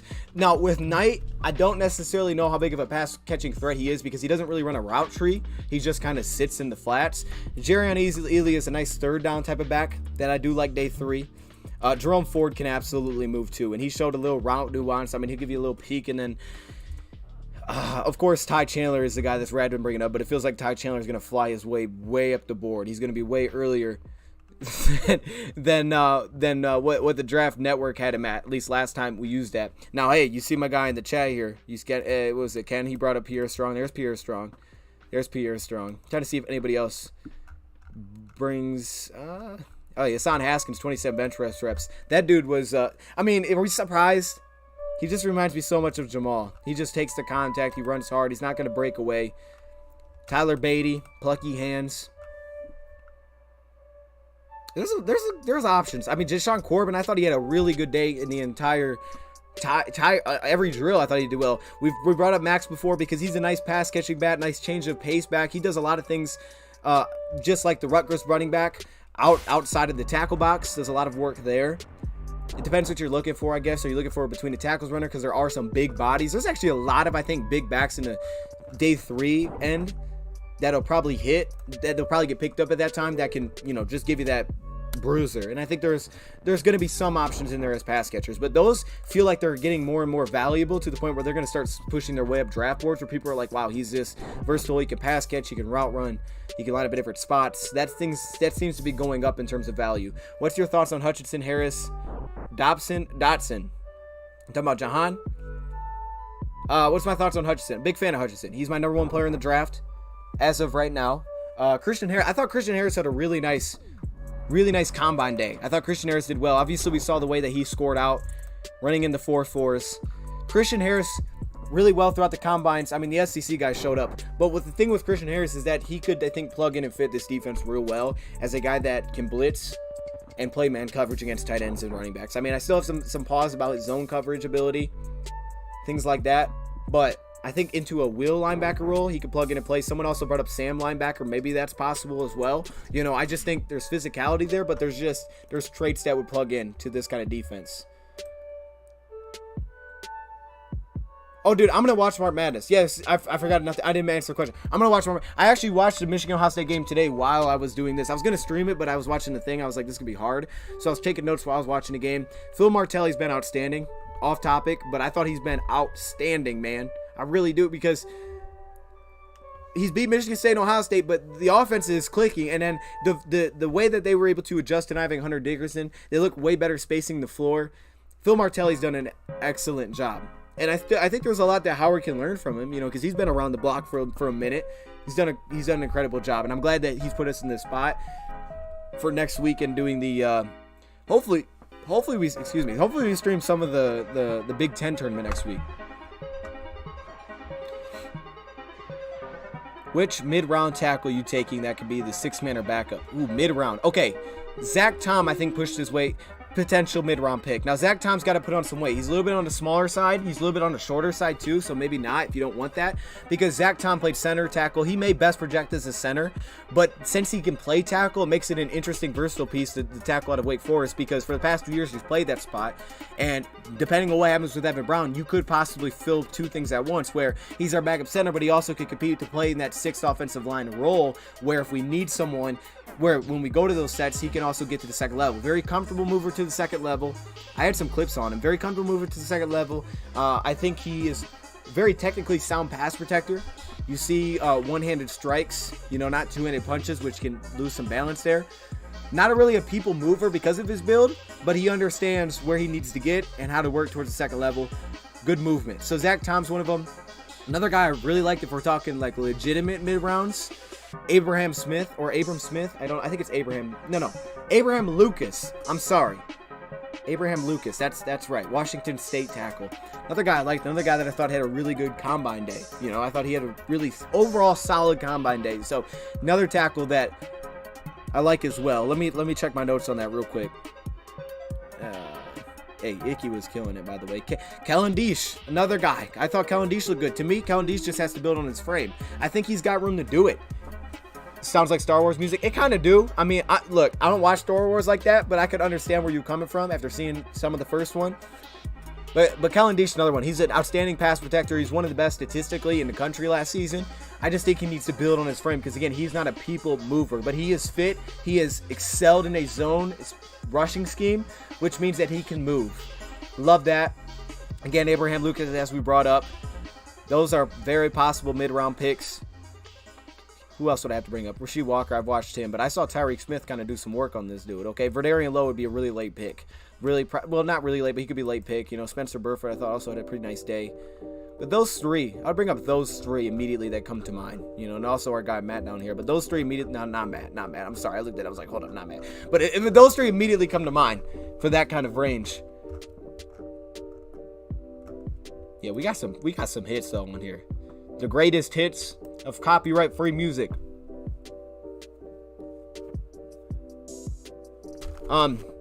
He ran off the track badly, which could easily be a difference.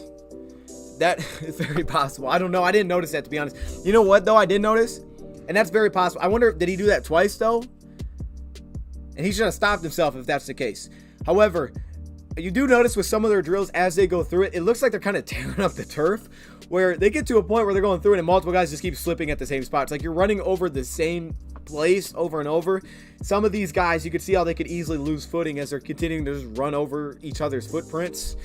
They start falling. It's like, okay, this is a problem. What's the percent of we really can get Marcus Williams? I would say the percent chance we do or we could. I think we absolutely could. The percent chance we do, I'd throw it right now at like 25%. Prediction wise, especially if they're interested in Allen Robinson, I think it makes it even less likely. Maybe like 20-25%. Who do you think we could target from the DB group at pick 34 or 32? Ooh. So you're talking safety and corner, or are you just talking corner? Because I think there's a lot of safeties that come in play. It just depends on how they feel they'd fit. I think Nick Cross might push his way into that area. He should, if you ask me. Of course, Petrie, Daxton Hill, Jaquan Brisker, all guys that come to mind. I think Jaquan Brisker makes him an interesting fit. Lewis Sign, of course, because I think he split into a split coverage look well. But Brisker makes himself an interesting fit because of how much work he can do in the box. And when you look at the Lions, I know Tracy Walker is outstanding working downhill, but I thought he improved a lot as a free safety, and I think they like him back there. I think the Lions don't have how would I say, they don't have like a guy that seems super comfortable man coverage. You have to be able to do it. They seem very balanced right now with their safety because of T-Walk. T-Walk to me is not a pure Marcus Williams free safety, but he's also not a Malcolm Jenkins strong safety. He's kind of an in-betweener. So I feel like a guy that could be also a guy that's balanced in both would fit well with him. Guy that can just man coverage play back. I mean, of course, that's the goal to get someone like that, but it's not like when the Saints have Marcus Williams where it's like, wow, he's outstanding playing back end, but we don't like him at all in the box. We want a guy that lives in the box. That way we can easily play these two guys on the field because they bounce off each other. It also makes me think of part of the reason that Quandre Diggs was on his way out. I mean, we talk about all the relationship things, but there's also the side of it that when we had Quandre Diggs, you got to think of why the Lions got rid of Quandre Diggs. They brought in Tracy Walker. They brought in Deron Harmon, a guy that fit better for me for a cover one safety look because he could cover more field, have more range. But then also the Lions brought in Jaron Kearse as Tracy Walker struggled a little bit to play that box role. And I think he's improved playing man coverage. Is something they seem to work on with him. But they brought in a guy like Kearse for that reason. So he's kind of a balanced safety, which I think another guy like that could fit.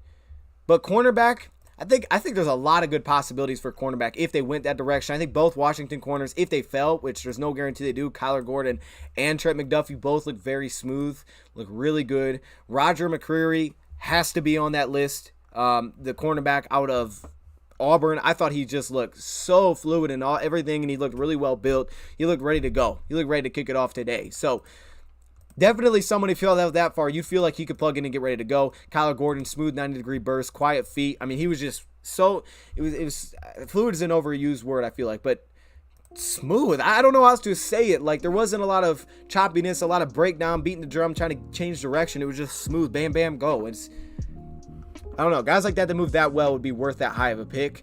Other than that, I feel like you're kind of looking for development, and I don't know if you want to use development for 32 and 34 as much as you want a guy that's going to impact you right now.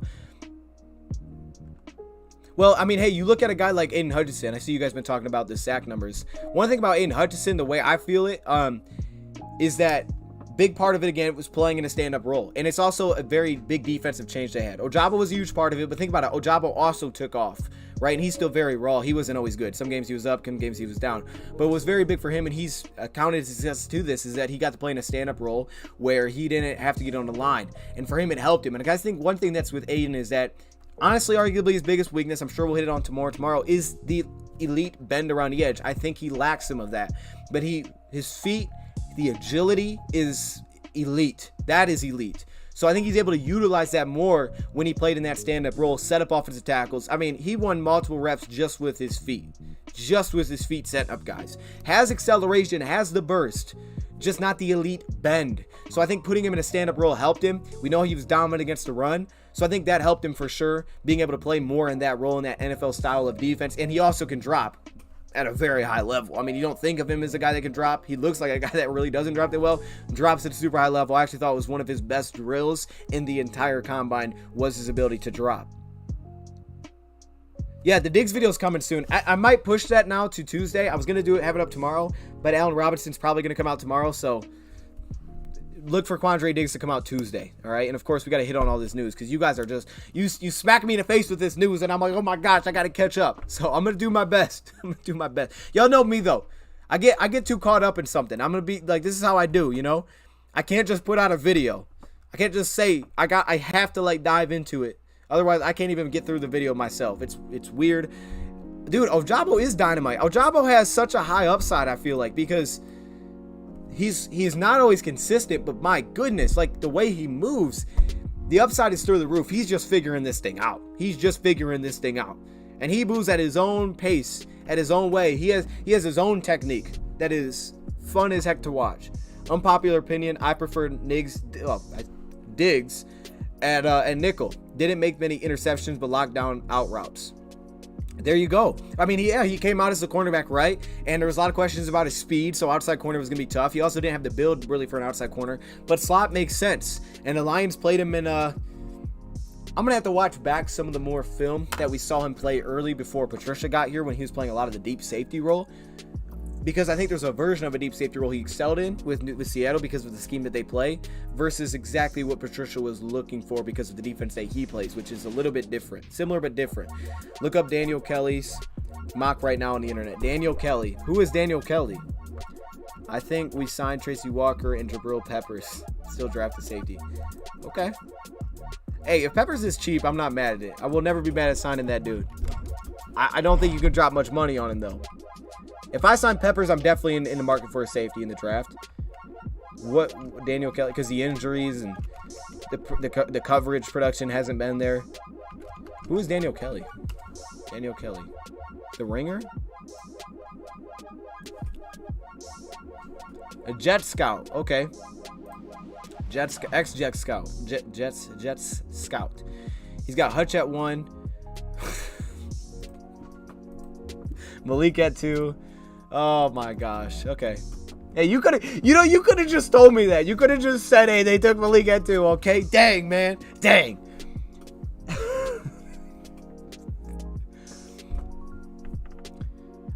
Hey, Breon, I'm with you. I don't have Mccrea that high. I just don't like the system that he played in. I would have loved to see the guy at the Senior Bowl. I don't like the system. I don't have him as a top 5. I don't think I have him as a top 5 quarterback in this class. So I'll say that. Najee Sanders is a bad boy. Why did he lose so much weight though, Spoon? Do you know? Why did the guy come in weighing 228? What was he doing? He looked like a whole receiver out there. It's like, what? He doesn't even look like an edge. And his numbers didn't even blow you away, which was unfortunate because you're thinking if he looks like that, he's probably going to kill these drills, which I guess would help, but he didn't. $3 million for Peppers. Oh, yeah. Heck, I'm in for that. Who would be your pick at 2, 32, 34 so far? 2's the hardest one. I mean, I still lean in pass rusher, but it really is the hardest one right now just because of fit to me. It'd be hard to pass up on Hutch, though, in my opinion. And then 32... I think there's a lot of possibilities I'd go with. You know, I'm cool with taking a receiver there depending on who's sitting. If we're going to go linebacker, which I don't think we need to, but if we're going to do it, Muma's super high on that list. I think Christian Harris is knocking in that list too. A lot of guys, actually, I think are becoming in that list. My guy earlier, Smoke and Jeremy was bringing guys' names up. Troy Anderson. I don't know if he's a second round pick, though. But I think receivers probably in the mix depending on how free agency hits. So... multiple guys I like there too, man. Multiple. I don't know. I mean, it's so many different directions I think you can roll with this. And I'm even open to D-line again there. Like, you see my mocks. You've seen him. Like, I'm going D-line, man. Like, give me, if there's a stud, I'm taking him. I'm building that thing up.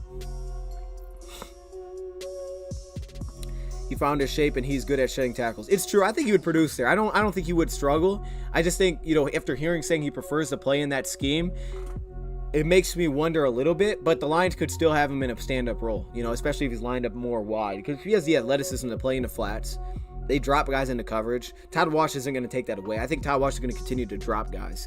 But with Hutchinson will be weird because, like, let's say the Lions drafted Hutchinson, right? And this is why I still think a guy like Kayvon is on the table. Because there was also the fact that when he was the defensive coordinator for Jacksonville and they drafted, who was the edge that they drafted? It's not Chasen, the guy before Chasen. Who was the edge rusher?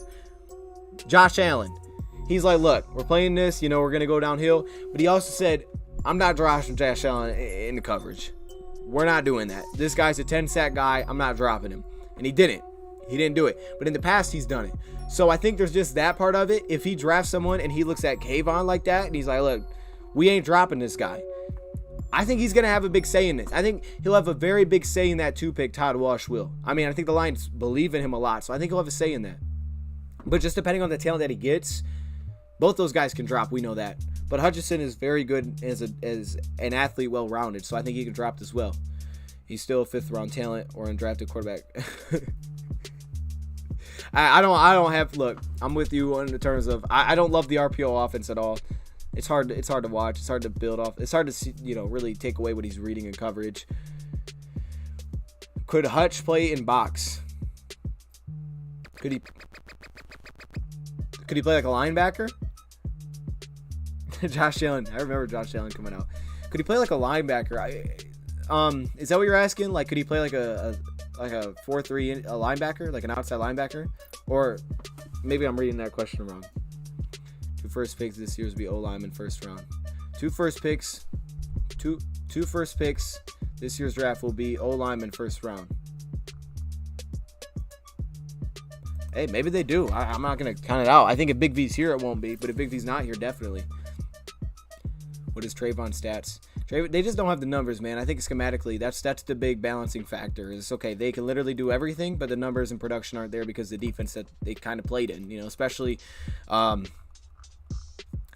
Trayvon Walker. I mean, let me see what I had. I love this. I love that we have all these guys on here, and I love what we're getting to. I mean, we're not there yet, but I feel good about where we're going with this. What is this beat, though? Is this copyright? What is this? No, it's not copyright. Yeah, what are we listening to right now? Yeah, Trayvon Walker. Yeah, because he played a lot over the tackle, man. What is this? What is this, man? Yo, hey, guess the song name. Chat, it's 3 words. If you can guess this song name, I don't know, but if you can do it, you can do it, I guess. You won't guess it, I guarantee it. Who's your favorite linebacker in the class for the Lions? That's a great question. I'd be hard pressed not to say Devin Lloyd, because I mean he's Devin Lloyd, but I'm still a huge fan of Chad Muma. He can play everywhere. I like him in his ability in man. I don't think it's the best, but he can do it. Love him as a run defender. Can blitz. Here's the thing though. If I had to be 100% honest and you were like, predict, who do you think fits the Lions the best? If I had to try to guess and get inside Brad Holmes' mind, which I can't do, and he had Chad Muma and Christian Harris sitting there, I would guess he goes Christian Harris. I would guess that. Could be wrong. That's what I would guess. But I'm still a huge fan of him. But I'll be hard to not say Devin Lloyd. I know his 40 didn't come back amazing. But in the right defense, dude, he's just such an instinctive player, man. He had tons of tackles too, and we know he had the interceptions, and yeah. Who's your favorite linebacker? Oh, I just read that. My bad. The All-NBA team: Isaiah Thomas, Chris Paul, Kobe Bryant. I like that. That's good work. Icky is hard to pass up at 2. I feel that because he's super. I mean, gosh, he can move, but we don't need it, Like he would be. I think Icky might go 1. If he doesn't, I get it, but maybe it could even get you into trade back conversations. I think Icky could go number 1, very possible. If Neal or that NC State at offensive tackle at 2, would you be upset? I don't know.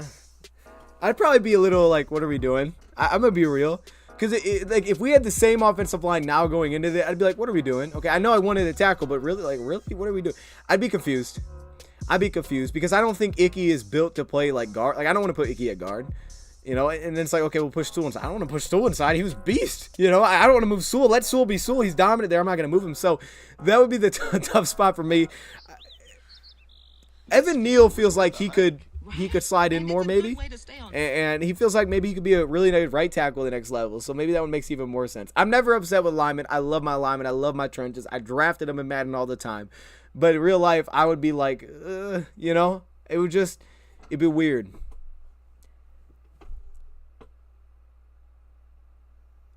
I would be shocked if the Lions I'm going to say this, res them now, and we'll see if my things change, because you never know. I don't know where they're going. I would be shocked if the Lions took a linebacker round 1. Love Hutch. But you think the ceiling is there with him? Could you? Okay, I'm sorry. I can't read. Let me restart, Wally. Appreciate you coming in. Or Wally. Wally? Is it Wally? I don't know. Love Hutch, but do you think the ceiling is there with him? Okay, I see what you're saying. Could he be a guy that could be a perennial Pro Bowl? That's my only problem with taking him at 2. That's a very legitimate question to ask. I mean, I feel like if you drafted a guy that you don't feel like can be that, you messed up your pick big time. That 2 pick, you got to believe he can be that. You know what I'm saying? And yes, I believe he could do that. I think you just have to put him in a comfortable spot. I have the feeling, I could be wrong, and I've said this from kind of day one, I just feel like he's the kind of guy that I'm going to draft, and he's not going to stop getting better and better and better and better. I just love him as a run defender, so that will always serve an impact. The only question I have is the bend, because I don't know how much that can improve. Maybe he can hit some yoga. I don't know. I just see some slight limitation there. I definitely do. But in terms of can he be a Pro Bowler? First off, Pro Bowler's whack. Me and you know this. Pro Bowl's whack. But could he be a guy like that's Pro Bowl material? I get what you're saying there.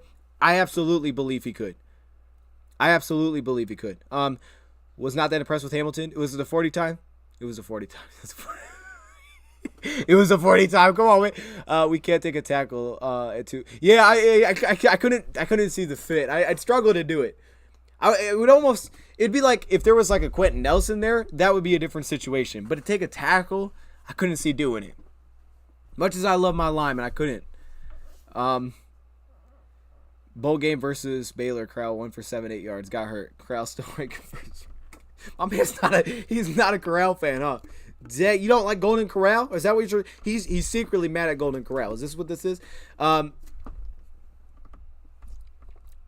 Hey, whatever you got to do, my guy. Whatever you got to do. I don't care what you do on the weekends. Just make it. Well, I guess it's gonna be on the weekends. Gonna be playing. I don't care what you do on the weekdays. Whatever you got to do, man. You don't think he likes Hutchinson? I love Drake London, dude. I'm a huge Drake London fan. Huge Drake London fan. From the fact that he's with St. Brown to the fact that he is legit. He is legit with the ball in his hands. We know he's a red zone threat. Slot outside. I just think having those two together would be magical. I really do. And they played so well together back in college. I love Drake London. He's my favorite receiver in the class right now. Right at this very moment. And I love me some Jameson Williams. Love Drake London. Can he win one-on-one matchups? Yes. Hutchinson is the pick. That's very true. I do believe he can win a lot of one-on-one matchups. You're right about the Pro Bowl. I should have said All-Pro. There you go. Hey, All-Pro is real tough, though. You know that? I think he could be, man. I definitely think he could be. You just have to. You got to play to his strengths. And I was thinking about this today. I feel like that's always something that should be brought up. Is like when you think about guys like this, it's almost hard to blame sometimes when you have talent over blaming necessarily the coach, because Hutchinson's dominant from every stat. Every metric you look at, he was one of the most dominant players in college football last year. So you got to ask yourself, how can we put him in spots to be great? There is no perfect prospect. Something's going to be there. Aiden's not a perfect prospect. But if your coaches can put him in that spot where he can be his best, no question to me, he should be that level of a player. He should be. And he brings me that kind of fire, that juice, that energy that I feel like he'll just keep getting better. Holmes is blind, can't lie. Got talent right in his face, but cannot take Hutch. But not going to take Hutch. Hey, don't call him blind. He hasn't even done it yet. Come on, man. Hey, Hutch can be similar to Flowers. I can sort of see that. I mean, he does seem to win a lot more with... I think Hutch is more agile than Flowers. I think Hutch is a great run defender like Flowers, so I give you that comparison. He's also not the best edge guy, like bend guy. So I'll give you that. And that it could be part of the reason why maybe they look to a guy with a little more bend, like a Kayvon or something like that.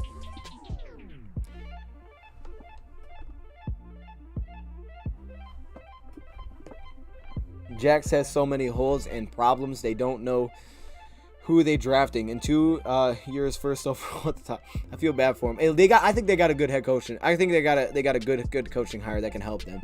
And if they can stick to it, you know, I'm actually reading a book right now on building a team. You know, if he keeps the patience there, builds it his way, I think he can get that thing turned around. He's already shown he can do it. And I think he was just in an ugly environment in Philly. Suppose Jacksonville takes Hutch. Who you taking? If I was stuck at 2, that's the money question, isn't it? I think I would have said Kyle Hale. I think I would have said Kayvon Thibodeau. But now after I get a weird vibe from the guy. You know, I get a untrustworthy vibe from the guy personally. Maybe I shouldn't. Maybe the coaches don't. I do. I get a weird untrustable vibe from the dude. So I still want to lean pass rusher. Maybe that is a Trayvon Walker, you know, because Trayvon Walker, again, I feel like with Trayvon, you have to look at it and say, we have to find a way to put this guy in the right spot. And we have to be able to evaluate that is. There is no question that he had excellent bend. He is fast he's super fast, can play the defensive end role. We got to believe he can do more as a pass rusher than what we saw back in college. We just have to put him in that right spot to be successful. So he even may play himself into consideration at the spot, and I would completely understand it. We know numbers don't tell the whole story. It's just hard when you're, you know, the 2 pick in the draft to not have incredible production. Not saying he doesn't have good production, but it's not, you know, it's not like one of those guys. But I'd still want to lead pass rusher there. I'd want to lean pass rusher. You're saying Jordan Davis? Look, I love me some Jordan Davis. I just don't know if I see enough 3-down pass rushing. I don't even want to say that because he's just moves so well. Am I reading book? Spoon. You know we always grinding, man. We always grinding. You know what we doing, man. I won't go into specifics, but we working spoon. I'll say that.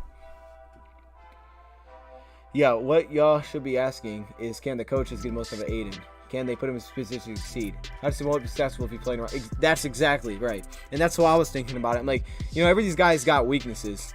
And Aiden is not going to be great just plug it into a spot. But you have to understand it as a coach and just say, okay, can I put him in the right spot to be great? And I think we've seen Wash adjust. I mean, he looked at Josh Allen as this 10-sack plus guy, and he said, look, this is how I'm playing the guy. We're not going to a 4-3. We are built for a 4-3. He's going to play 4-3 DN. And you can question the methods, but the fact is, his rookie year, he had like 12 and a half sacks. So it was like, okay, that works. And then we've also seen him with Seattle dropping DNs into coverage. Like, why is he doing that? It worked. It does come down to the coaching staff, and I think from what I've read from former GMs, I'll give you this little sneak peek. It is about the coaching staff. It's all about the coaching staff. I mean, it starts with not even the coaching staff, the staff in general, but it starts there.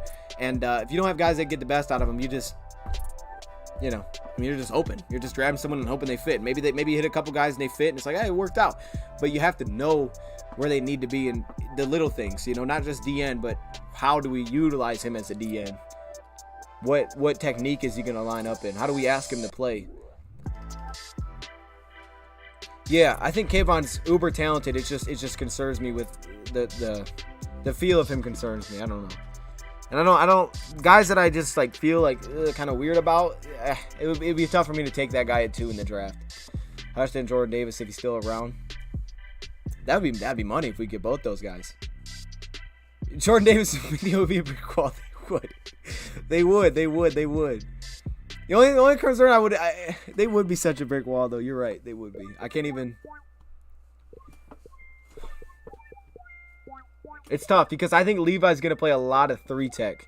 But what that would give you is that if you slid some Levi to 5-tech base downs and you put Jordan Davis in there with a lean, yeah, you would be disgusting. And it does start with stopping the run. So I absolutely agree with that statement.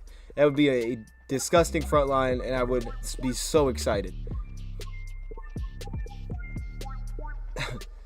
Levi can break out this year. He should. I mean, he's got to, right? Let's be real. He's got to. He's got to have a big year. And that's what they view with Levi. Look, it wasn't great, but I like the adjustment. It's not like, okay, we're stuck doing it. Like, nah. Now we've had a year. We evaluated where we thought we saw him. And if you think about it, Campbell said it when he said 4-man front. It's easy to overlook the part where he said, it's what we did in the second half of the season. Lions started getting production in the second half of the season. Not at the level they wanted it, but they were able to test different things out. Some of it was due to personnel they had available. But you could look at that and say, okay, this was better for him. Let's put him here. Maybe they think Romeo's better as a DN. Let's put him here. Levi's going to be better from this role versus what we were trying to ask him to do last season. Just didn't suit him that well. We're going to do that. And I think you do that for guys that you believe are, core parts of your team. If you're going to consider trading up for a guy to round 1, you believe he's that part of your team. We know he's got to improve, but no question. Success is built from coaching. You can take a guy that's the best, but your personality and coaching can destroy your career. There you go. What linebackers on the roster right now can push for that starting job? On the roster right now, none of them. No. Derek Barnes, I think, starts next year. He'll definitely, very least, be in contention for it. But on the roster right now,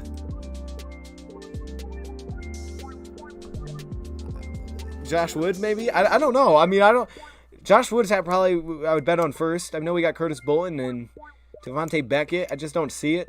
Bolton, maybe a little bit. I think Bolton, maybe not a push starting role, but some sort of role defensively you could look for next year. Buzzy. Because he can blitz. I mean, the Lions have been laying out there kind of their little, seeds to their blueprint of how we're going to do this kind of at us. And Buzzy's, he's part of that can blitz and get downhill. And he was the best blitzer on Oklahoma, is what their coaching staff was saying when he was there. But I don't know for starter role. I mean, I don't know. Hey, you never know, though. I mean, the development's key. I would say Derek Barnes and Josh Woods, most likely. Do you think we actually become more run-heavy with an intact O-line? I think it's the base of the team is they are run-heavy. But I think quarterback gets talked about as because that's what they said. I mean, they basically came out and said we want a top outside receiver that can win one-on-one, and we know we need that. So I think receiver is still big need, but they want a receiver on. I mean, running game I think is always going to be the foundation of Dan Campbell, is to beat you in the trenches, to be able to run the ball, stop the run on defense. That's how he plays it, the physical style. But I think pass receiver is something they still need for sure. I don't think they'll go. I don't know. I think receiver is necessary even for the run game, and they know that they need it. But I definitely think we're still going to be more on the running side because that's how he wants to build it, and it's our strength. I mean, we know it. We have a good running back room. We have a really good offensive line, and if we can get some depth plugged in there, we'll be set. So, I mean, that's got to be what you play through. It's where you found success. When you ran think about this. Look at our blowouts last year. Look at Philly. Look at Cincy. Look at those two games. We got blown out, right? We got smacked. No offense. Now, not having Decker, not having Josh. But why did we get blown out? We couldn't run the ball. We didn't run the ball well. So at that time, when you were very depleted, you couldn't run the ball well. You got smacked. You got ran out of the field. So I feel like that's still going to be your strength, is you got to build on that. But they want to have more of a passing threat. And they want guys that fear. They want guys that back safeties up. They want guys that roll coverage. They want guys that open up Hutchinson. They want to take pressure off of these dudes. And this also is at tackle, because a huge part of it was their tackle backup depth because they didn't have starters. But they need to have more of that threat on the outside. Seattle too. Yeah, Seattle. Hey, I don't want to talk about Seattle. Seattle was a dog walking. Okay, first off, Seattle, we gave up 50 points. That was just disgusting. We absolutely got destroyed. We could not stop the run. We couldn't stop a dang thing defensively. That was. Let's stop bringing up Seattle. You know, I'm mad you brought that up. We gave up 50 points against Seattle. 50 points. When is the last time we gave up 50? You know what? Don't bring back these bad memories. Let's just move on. You guys know what I'm saying, okay? Might be better at safety if Okudah can. Look. I think Iffy's ridiculously versatile. I don't think they'll move him to safety, but there's no question there's versatility there. He could play slot, I think, because he's played against some small receivers. But I thought Iffy took a very big step forward last year. Iffy is very talented at his size, but I see what you're saying. There's versatility there. I think I thought when we drafted him, this is a guy that could give us some tight end matchups. You always think about offensively, we got Kyle Pitts. No one can match him. Linebackers can't cover him. Safeties can't. But then we have Iffy. So it's like he's an X factor. And as Iffy continues to develop, I think they'll start to look at Iffy as that guy that can line up everywhere. Not saying he's Jalen Ramsey, but what the Rams had in Jalen, because they can mirror their best player. They can put him on a tight end. They would put him on Gronk. I think Iffy could become that. That's their vision for him. What they want him to become is a guy that they can do that with. And, of course, you need other cornerbacks then to be able to do that. But they want him to be a guy that can do all of that, and he has the ability to do all of it. If Brad Holmes grabs two linebackers, then I don't know. I could see it. I don't think necessarily they'll be like super early if they go two linebackers, but I could see it. You know, they want competition there, and if they don't bring back Jalen, which I think they will, I don't think they're bringing back Alex, you got to at least have competition. You know, you don't want to come in the year, it's like, well, we don't have any comp, so you guys are starting. You know, they're going to bring that comp in, and with 10 picks, you should. But I don't think they'll force it either. It won't be something that they force. Can't run every play, so you got to throw. That's very true. You have to be able to throw. And just think about how much we produced. I mean, literally, St. Brown, a lot of it's coaching again, because you got to put these guys in position to be successful. Ben Johnson did that, but St. Brown was our top guy. Josh Reynolds, whoever the heck was on the other side from game to game, like, and we've got finished out like 11 touchdowns, 2 picks off the bye week. You know, I mean, a 100-plus passer rating. I mean, he finished at a super high level. I mean, he came into one of our games, I think he had 10 touchdowns, 8 picks. He finished the year 19-8 or something. The guy improved so much, and it's like, wow, okay, we just need some weapons here to make this more of a consistent threat, make this more well-rounded. I think they at least, and I don't think that necessarily means that they'll go, like, let's say they sign Allen Robinson and they come back in the draft and draft someone around one receiver. Don't think it'll be that unless they love someone, they'll do it. But I think it's like, hey, if we can get a really good guy like Allen Robinson, or let's just say Allen Robinson, we get a guy like Allen Robinson on the outside, then we come back in the draft if we love someone round 3, round 4, round 5, bring in comp, because now these picks are opened up and we don't have to push it. They didn't have to push the envelope on Cooper Kupp. You know, because they didn't have to push that pick. It was a round 3 pick. They just got to sit there and wait because, look, they already had a wide receiver. Like, they think about what they did. They traded for Sammy Watkins. They signed Robert Woods. They were already had receivers, and then they just hit the draft and they're like, okay, we'll take Cooper Kupp. We really like him. And he turns out he might be the best receiver in football. Josh Reynolds, round 4. You didn't have to push those picks. They knew they needed receiver help, but they didn't have to push for them. You know, they were able to just sit back because they already had a little bit plugged up. And then they got guys that they really liked, and all of a sudden, bam, they take off. They take off. And I think that's part of what St. Brown was last year. To me, it's impressive to see a coaching staff and a front office be as patient as they were. I mean, you got to think, like last year, as many holes they had to be thinking, wow, we got so many holes. Yet, they were able to stay patient, take the guys they loved, and get a guy like St. Brown in round 4. It's insane. It's insane how you can do something like that. What if we somehow got Devontae Adams? Okay, I'd be hyped. You know, I ain't going to deny it. But, yeah, the contract, I don't think it's going to happen. I'd move Jeff Okudah to a nickel only. I don't know. I don't know if I like him as much at nickel. I get what you're saying because he's a hitter. He could probably blitz a little bit, but I wouldn't like his feet there as much, you know. I think the guy can be a very successful outside, especially cover 3 corner. I think he'd be very successful in that role. He looks so good in training camp, man. I know I say a lot. He looks so good in training camp. He could be talented. He could be so good. It just stinks that he keeps getting hurt. Am I the only one who thinks we don't need cornerbacks to draft? No. I don't think you're the only one. I think cornerback's one of those spots where it's like, yeah, we don't need it. We could get it, but we don't need it. You know, if it hits us, it hits us. If we're sitting there at 34 and Roger Mccrea is there and they're like, dude, this is the best cornerback. We have to take him. He's the best player on the board. Take him. I'm cool with it. But I also don't think it's something where it's like, dang, I need a cornerback this year. Nah. Like, if we went through and we didn't even draft a cornerback, I'd be like, okay, we're all right. we're all right. All right, one second, Chad. I'll be right back. One second, and then we'll kind of roll this thing up. Oh, knocking over mics now. Hold up, 1 second.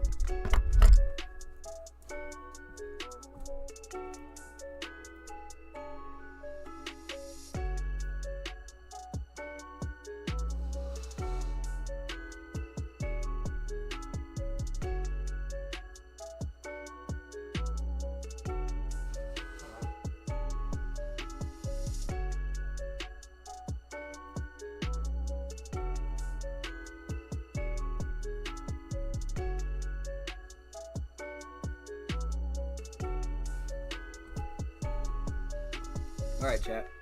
I think I lost my headphone connection somehow, which I don't know how that happened. I walked away for 1 second, all of a sudden I can't hear the music. Come on, man. But I was gonna say Those Bad had a good idea, and he was like, "Hey, what if you did like a draft competition this year, where it's like, hey, whoever picks the most." Whoever predicts the most draft picks right. Now, that doesn't mean necessarily order, because we don't know if they're going to trade and stuff, and they probably will. But, like, the most players predicted right wins something. I don't know. I think that's a good idea. I know it's a ways out, but just get thinking about it. Lions have 10 picks projected. Something like that would be super fun. I had one right last year. Like, for example, St. Brown. I predicted St. Brown, but I didn't have the pick right. But I predicted him, so that'd be 1. So whoever gets the most right wins. Very tough. Not who you would take, but prediction. I think that'd be a really cool idea. Are my headphones dead? Okay, I'm just not connected somehow. Okay, 1 second. I don't know why. Yeah, we need to lock up Fox. Can't overlook our special teams. And he is a exclusive rights free agent again. So, you know, that's a really cheap addition to bring in, at least for another year. And then after that, you can go into extending him. But I definitely think exclusive rights free agent, there's no doubt he's got to be back. Why would you not bring him back? Unless you're going for Ariza, I guess, but I don't know why you wouldn't bring him back. Did Hamilton do anything this weekend? Did he do anything? Yeah, he did a lot, actually. He went through a lot of the drills. Let's pull that up one more time. You know, the 40 time was definitely what stuck out because it was not great. You can see the unofficials, 459, 461. Let me go over here real quick. Again, you guys can check out this website. It's DoseOfDion.com if you don't know. I'm putting up updates over there. And why can't I hear the music? That's so weird. Alright, it's going to echo if I do that. But I'm putting updates over there. I'm going to put my player profiles over there. So check it out. It's going to update as we go throughout the offseason. And at some point, I'll start putting up my big board over there. But let's go to safety real quick. Bench press. Did he do that? No. Okay, vertical. This was good. Third in vertical. Second in broad jump. Yep, second highest broad jump. So the explosiveness is there. The instincts are there. We've seen the film. Fifth highest 3-cone drill. Is that a slower 3-cone drill than Aiden Hutchinson? You picked 3 right last year? Yeah, so you would have won. you might have won. You might have won. You got 3 right? What? Wes, stop it. Come on, man. Are you playing with me? I feel like I predicted 3 right in a very unpredictable, like, I predicted running back at the end. I said Jared Patterson, but we went Jamar Jefferson. Okay, so I didn't know who that was when we drafted him, to be honest. And then I said Rashawn Slater, but then we got Sewell. So I got positions right, but it's got to be the player right. If you get 5 right this year, because last year that would have been half, you get 5 right, you're probably winning with 5. I don't think anybody's getting 10. If someone predicts 10, if you predict every pick correct, like every player, bro, I don't know. You might, either you cheating, you related to Brad Holmes, or you should be a general manager. One of the 3. Or you should be a betting man. Somehow you should have bet on this and made some money, because you may have missed out there. No, I think that's a great idea, though. I'm glad you guys like the idea. What do you think of the tight end out of Colorado State? Trey McBride is a stud. I think he's probably the top tight end. Greg Dulcich, you know, he's more of he feels like more of a pass catching guy, but Trey McBride feels like he has the whole package. Not elite measurables, but he feels like he has the whole package. He's a tough tight end. He plays through contact, makes some real tough grabs, will block. I feel like he's just a very well-rounded tight end. So that could easily put him as a top tight end. But if there's someone that's like, we like a little more of the pass catcher, a guy like Greg out of UCLA, a walk-on, may end up being the top guy. He just might be. So, but I do like him. I'm a big fan of him. I don't think we'll take him because I think it'll be too high for a tight end. But if you want to push Hutchinson, so I mean, it's not a lot of better ways to push Hutchinson than that. Because a lot of teams, they do like to have that spread receiver tight end. But the value of having a guy that can block, catch, I mean, do all that stuff, it's huge. Jelani Woods, your top tight end. Jelani had a real nice combine. I haven't seen any Jelani Woods tape, so I don't want to go into it too far, but I haven't seen a dang thing in the guy. But Jelani Woods did have a really, how do you pronounce that name, CT? Is it Dulcich?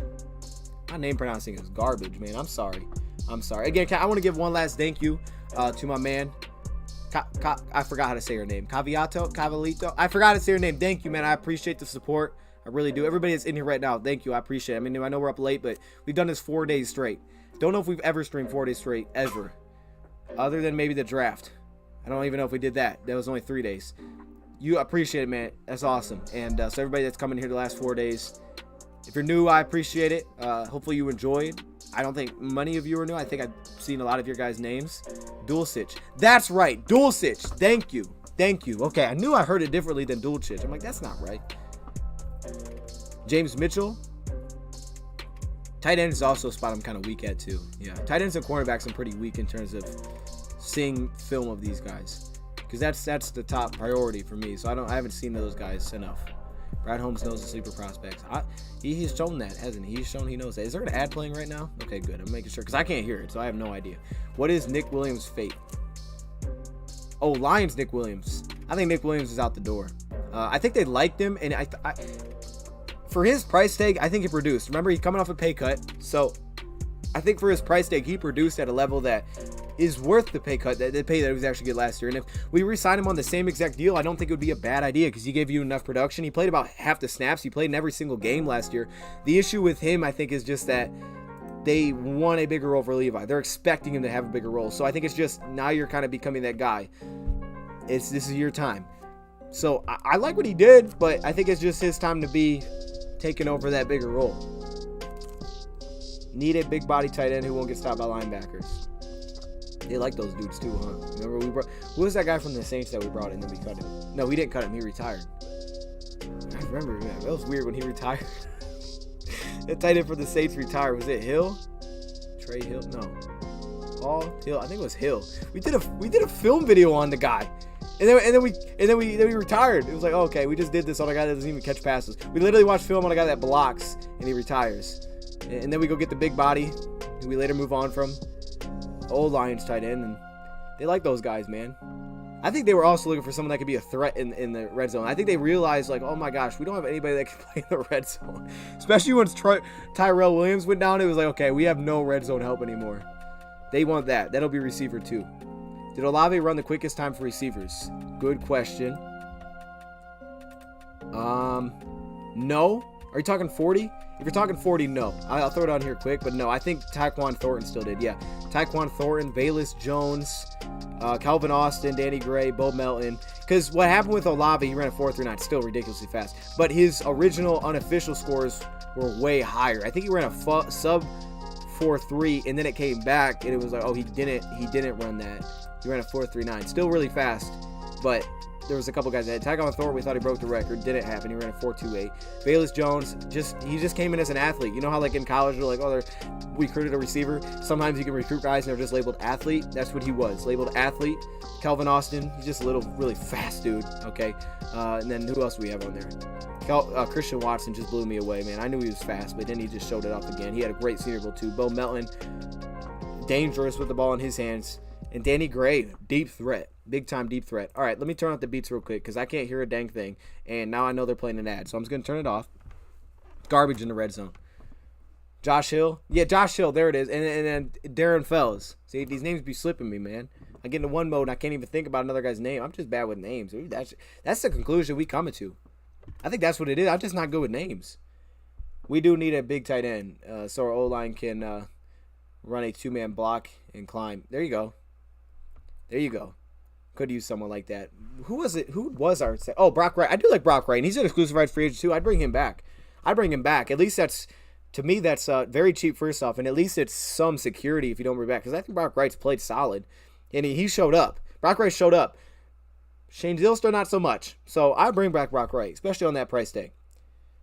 Need to do a video on him. Troy Anderson, opened your eyes? Troy Anderson had a really, really nice workout, man. 4.24. Yeah, that'll open eyes. For sure. For sure. Channing Tindall also had a good one in there. I love seeing Chad Muma have 27 bench rest reps. That's money. Yeah, we'll do a video on Troy Anderson. I've watched him a few times. Not enough to do a video right now, but I got to do one at some point. Lions trade second pick for Ebron. Okay, it's late. We might have to end the show. I don't know how we got through this. What linebackers could we sign in free agency? Alex Anzalone might be gone. There's a couple dudes. I don't love the linebackers for free agency. There's not a lot of top-heavy names. You know, I mean, they said Zadarius Smith is released, but he's an edge. So, I don't know. There's not a lot of top-heavy names to me. I feel like Quan Alexander, Rad said it. He might be in play. I like Jalen Reeves-Maybin re-signing. I think that's a lock. I think you have to do that. My dude from the Chargers, I liked him too. White. I think his name is White. I liked him. So maybe that's someone that the Lions could target. Guy that can play the pass. He's also in a scheme that would fit. But now we're in a I think we could use different... Like, linebacker is a weird position to me. Because I don't know exactly how the Lions are going to address this. Anybody that can blitz and play in coverage, which is really what you look for, I think, and that are fast. Sideline and sideline fast immediately are on the table. And I think a safety and linebacker hybrids are very much so on the table. I had to step away. Give me a few more words on Smoke if you got any. I'll rewatch worst case. What'd I say for Smoke? Hold up. Let me mute this thing. Did you see the clip I threw up for Smoke? I had some clips on here. Hi, Dose. I watch you all the time. Great job, bud. Hey, I appreciate it, man. Timothy. Thank you. What happened to Hunter Bryant? Weird situation. I don't know. I think well, he was hurt, and then he just kind of sat on IR. We didn't see him because he wasn't ever active this year. And I think his style didn't really fit, also for this team, because he's like, to me, Hunter Bryant's not playing in line. Like, to Hunter Bryant is a straight up, he's almost like a receiver. So I think there's that issue too. But I think injuries really hurt him. And then I don't really know, but it seemed like he just didn't fit this year. So I'm sure he's kind of on his way out. It was a weird, very weird spot. Didn't they cut him? Wait, I think they cut Hunter Bryant. He landed back on IR. I think that's what happened, because I'm pretty sure if you're cut and they're injured, you go through the process. The team can pick you up. If they don't pick you up, you automatically land back on your previous team's IR. I think that's what happened. Pretty sure that's what happened with Terrell Crosby. think that's what happened to Hunter Bryant. Trayvon Walker over Hutch. I'm not going there. But Trayvon Walker, not yet I'm not going there. We'll see. Maybe I change my mind. But Trayvon Walker, he might be edge number 2. He might be. Smoke's hip look very good. Did I show the clip of him? If I didn't show the clips, I'm going to throw the clip. Let's throw the clip back on one more time. 5 a.m. All right, Gary, appreciate you coming in. We're going to wrap this thing up soon. Thank you for coming in, man. Have a good day at work tomorrow. We draft Kyle Hamilton, 2 covers, safety, and linebacker. That's true. He will be able to do both. That is very true. Say we get Peppers. He's a hybrid, plays box, also has the speed to cover slots tight end. There you go. Well, let me. Jabril might be. How big is he? I know he's not big in terms of height, but how much size do you have him? Like 212 maybe? If he's like 212, I could see a weird little fit here. 216. Yeah. I mean, maybe he becomes the third safety. Maybe he could become like a cheap, third box safety. Where maybe it's not, someone that you're necessarily relying on to be your split coverage guy, but a guy that you can just sit in the box, play him on sub downs. Someone like that with some speed. Was that 400-pound monster lineman from Minnesota at the Combine? No. I don't think so. 400 pounds? I don't think so. There was some big dudes, but I don't think there's any dude that was 400 pounds there. I feel like I would have remembered that. How fire would Smoke and Sauce be in the same class? I'm about to... Hey, everybody's got to have a strategy, and if the strategy is names, I'm not mad at it. You think it's a chance we could trade down with the Giants? Yes, absolutely there's a chance. CT says no way. He says no chance. I think there's a chance, man. I can't count it out with Brad Holmes. I can't count out those things. He will move the board. I wouldn't predict it, but definitely think there's a chance. Falalele. Yeah, that's a good name too. Big tackle, man. Can't forget Jabril. Also plays special teams too. That's very important. But I think Will Harris could probably play a little bit of that role, unless he becomes a full-time corner and they view him as a full-time corner, which could help his development instead of trying to be a box safety. Maybe Jabril Peppers then makes more sense. Depends on why they look at that. I think the background that Will has after last year and the way he'll hit, I think you could play that role. But if you got a guy like Peppers, then you could just leave him at a full-time cornerback. I like Nick Cross. Cross is a beast. I love me some Nick Cross. Yeah, Nick Cross would be a very high pick. Bad contract value for safety at 2. I just don't see Holmes doing it. That is kind of expensive too. That's a good point. Great time, always here. Love Lion Talk. Appreciate it. It is a good time. Let's end it with some of these videos. I think Hamilton can be Earl Thomas. The contract is a good deal.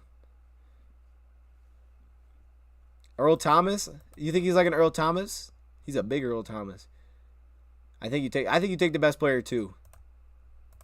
I don't know. It's hard because I think you take the best player, but I also feel like there is still some position importance there. Full breakdown of Smoke. That might have to happen. We talk about Smoke so much, it might have to happen. I'm gonna pull up these clips, the 3 clips I have on him again. Before we get out of here, where is it? Oop. Media source. Can I just replay this? Will it let me do that? Here we go. Yeah, let's go, baby. Okay, so we're going to start off with this cornerback again. Alante Taylor. I don't know why I showed this clip of him missing a tackle. I don't know why I put that in there. He is on the top of the screen going to work, cover 3 defense. I like him as a cover 3 corner. I think that's a schematic fit. See the discipline. They leave the slot wheel, and they just come down and he makes the play. Here he is again, same spot. Cover 3. Look at the discipline. Stop. Cut. Oh, get downhill. Love that. You see how well you can get downfield. Smoke video confirmed. Josh Thompson. Josh Thompson. There's his name. There's some Dax Hill work. Had to show some clips of Mr. Dax, man. He just flies. He looks so comfy at corner. Do I have his statistics? I don't. Signed allowed an 80 passer rating. Jaquan Brisker allowed a 46.8. He plays a lot in the box, though. Petrie allowed a 55 passer rating. Talk about Petrie. There he is. Now, here we go. Here you go. Here's your boy Smoke Monday right here. Man, gosh, I love it. And the thing is, they list him as a free safety. There he is, number 21. I don't love him in man coverage roles. I think that's why free safeties is listing. but he's not afraid to hit. And it feels like he's a kind of a weird safety. You can almost stack him, where free safety that can get closer to the line of scrimmage without having responsibilities is nice. And that could open up for a split coverage role because he doesn't have great speed. Bam! Lay the lumber. Love it. But here he is on man coverage, and you're like, yeah, that speed, I don't know, man. I don't know. I don't think you want him in these kind of roles. I mean, that's a lot of speed, though, but I don't think you want him in those roles. But, hey, we got to throw those out there. Shout out to Smoke Monday. In the past, it was that receiver in the past that was the guy. We had a receiver on here that we talked about all the time. Who was that little receiver? There's a little receiver we talk about all the time, but now it's Smoke Monday. Now that's what it is. Typing on my phone. Okay. Hey, that's how it's got to be, man. Sometimes it's actually nice. They have a real nice setup on mobile. I like it. Smoke plays for Auburn. This isn't the right clip. I know. I had like 7 clips in one, so it was kind of like Daxton better than Hamilton.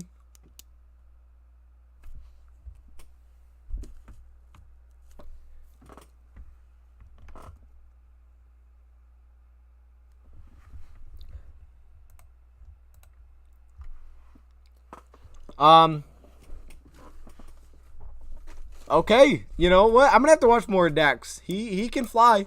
He can fly. I'm gonna say this, and I gotta watch more of Dax. So I've watched a lot of Kyle Hamilton.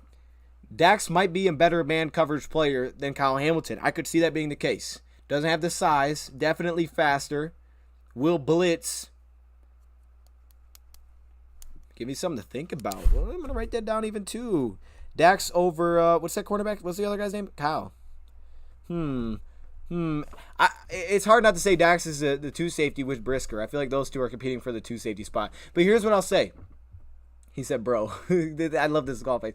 All right, tomorrow, Allen Robinson video. You guys sent me the news. It's coming. All right, I'm going to dive into that. We're also going to be live on Last Second Sports tomorrow. That's the goal. I don't know when it's going to be out. It could be out early. It could be out late. Last Second Sports tomorrow as well. We're going to be on Rad's channel. So if you look up that channel, Last Second Sports, it's like Last Second Dose, Last Second Sports. The show's called Last Second Dose, but it's on Last Second Sports. We're going to go live at like 4:30 on that channel. We're going to talk about the Combine. We're going to recap it all. So if you're there and you want to hear about Aiden, you want to hear about Kayvon, you want to hear about Alec Pierce, that's the spot to go to. Guys that stood out to us. So come ready. Come prepared. Who did you feel like stood out? Who raised their stock? Who made you do this? Oh, snap. Like, who did that? You know? That's what we'll talk about tomorrow. Dax or sign? I'm taking Dax right now. I think sign would fit the scheme, though. I'm going Dax right now. Confirm a smoke video. Smoke video needs to come out on a Monday. I see what you did there. Hey, we got more time at the draft. Free agency's in a week, so I got to focus on that first. But it should come out on a Monday. I agree. As a Lions fan, I take Dax. I'm going to write that down. Smoke video on a Monday. Someone send it to me. That way I remember. Because of his name. I see what you did there. Look like a legend, like any legendary safeties. He could be unique and new, but he could also be Taylor Mays. Dax gets lazy sometimes in technique. He can get burnt because of that, unfortunately. Well, that'll be something I have to look into because I'm still worrying about some of the safety side of it. Muma, hey, spoon. Mccrea was a beast today. I agree. Mccrea was money today. I thought guys that stood out from cornerback safety to make one last round trip, not to dive into it. Thought Mccrea looked fantastic. Thought Leon O'Neal Jr. looked really good. Everybody has some ups and downs. I didn't love Taylor Stewart today. I didn't love Cam Britt. He had some good stuff, some stuff I was like, Did not love Thomas today. This Waller, no, I didn't love it. Joshua Williams, I think, did well. Had a good day. Who else? Leon O'Neal checked a lot of boxes for what we kind of expected. Vero Mckinney, both Washington corners, Gordon and McDuffie, look smooth. Of course, you got to bring Roger in there. They're all supposed to be high picks, though. Lake had some good stuff. Not all. Kirby Joseph. I want to bring up Kirby, but Jack Jones looked good. He looked good. You know, he looked very confident in himself. Balded body on Gauntlet. I didn't like that. He was letting the ball get to his body. That's one knock I will say for Dax Hill. I feel like is that at least as a ball skills guy in ball skills, he only has got a couple picks. Some that's roll, but I also feel like he's not a natural pass. He doesn't seem like a natural pass catcher. He kind of was just like letting him hit him instead of going get. I know he's went and got him before. Like we saw him in Wisconsin where he just picked it off and he went up and got it. But that's Kyle Hamilton. We talked about him. Vincent Gray. I don't know. He did well. Who else? Sauce Gardner I thought was outstanding. I think he's the top corner. But it could be the guy out of LSU. We'll see. I'm going to dive into his stuff too a little more. I've kind of stayed away from guys I don't think we're going to draft it again. I can't do that. Nick Cross I thought was fantastic. The guy looked real good today. Kobe Durant caught my eye. South Carolina State. Caught my eye. I just got to find film on him. It's hard to find film on the dude. And Brisker tested really well. Belton. Who else should we throw in here? Caitlyn Barnes ran a crazy 40. So Josh Ross is slow. So slow. Yes, but yeah, he ran a really slow 40. He just seems like a backup Mike to me. I mean, I don't want to give him many responsibilities and like pass coverage makes it tough. Definitely feels like a 2-down linebacker with special teamer ability. But definitely plays with a lot of toughness. He feels like a special teamer though. You want to see Michael McFadden? Yeah. There were some dudes in there that we didn't get to see, unfortunately. Even today, Andrew Booth, Derek Stingley, Kayvon Tippett. There's a lot of dudes that we missed out on. Here's hoping for that smoke and sauce class. Hey, Josh Ross is a great depth guy, though. I'm a Bama fan, but this draft, just draft anyone with a G on their helmet. Hey, that might be facts. That might be facts. Don't overlook it. When in doubt, draft the guy from Georgia. But Trevor Walker opened my eyes. That guy's a beast. He was. He moved so well. Can't overlook that, man. Gonna have to look at him more. Why not? Why can't he be a 2-pick? I mean, Adams done some crazy things, or maybe at least they trade back. Maybe they do take him high. I think he could fit really well. All right, I'm gonna wrap it up here though. Shout out to everybody that came in. We will be back tomorrow, Last Second Sports, and there hopefully should be a video on this channel tomorrow. We'll see how the scheduling works out, but that should be the case. Man, this was a fun combine. It was really fun. I've never watched the entire combine through like this, ever. I don't think I've ever even watched a full day. I think the first time I ever watched like sort of a full day, I was playing Minecraft while I was watching it. Yes, I was playing Minecraft on PlayStation 3. So, yes. So, it was years ago. I think it was the first year I did YouTube, maybe the second. First year I think I did like Lions YouTube stuff. So, yeah, it's been a minute. It's a long day, but it was actually enjoyable and it helped me learn about a lot of these guys. Again, check out DoseOfDion.com. I'll put it in the chat. DoseOfDion.com for updates. Also, my videos are on this website as of now. That may change, but for now, they're on there. That's the website. If you go to DoseOfDion.com, you can see. Just click on 2022 stuff. Otherwise, you go to old stuff. 2022, you can go to Big Board. You can go to Draft Prospects, and the homepage has my videos. Hit those likes on the way out. I appreciate it, DT fan, man. Shout out to everybody that liked, man. I love seeing that thing move up. That's awesome. Great content. Appreciate you guys. Appreciate it, man. We're going to be out. Yes, sir. Yes, sir. I have fun. I appreciate you guys showing up. You guys made it fun. Because if no one was here, I'd be like, okay, this is kind of goofy. But we up past midnight 4 days in a row, and we still killing it. That's what's happening. The draft is close. Free agency's closer. We'll be on to that next. All right, man. We out. Oops, shout out to the new like. I see you. Whoever clicked that like button, I see you. I saw another one. Are you kidding me? I see you guys. It's live time reactivism. There's 2 more people that just liked it. Really? What are y'all doing? Okay. Live time reactivism. That's what we doing. Also, gaming channel is gonna get some updates too. That's gotta happen. 63. Okay, I see y'all liking it. Ooh, let's get a video to end this thing. I see another one. Let's get a video to end this thing. Let's play some. Someone said play the Dan Campbell video on the way out, and I forgot to. I see another one. LSD intro. Let's do the. No, that's the LSD one. Let's do this. Let's play the intro on the way out. I know it's an intro. Oops, 66. Appreciate you. All right. We out. I'm sorry. I'm sorry. All right, 67. Oh, here's with that beat. Let's end with this clip. Have a good night, everybody. The city's been down, and it found a way to get up. And when you knock us down, we're going to get up. And on the way up, we're going to bite a kneecap off, all right? And we're going to stand up, and then it's going to take 2 more shots to knock us down. We're going to take another hunk out of you before.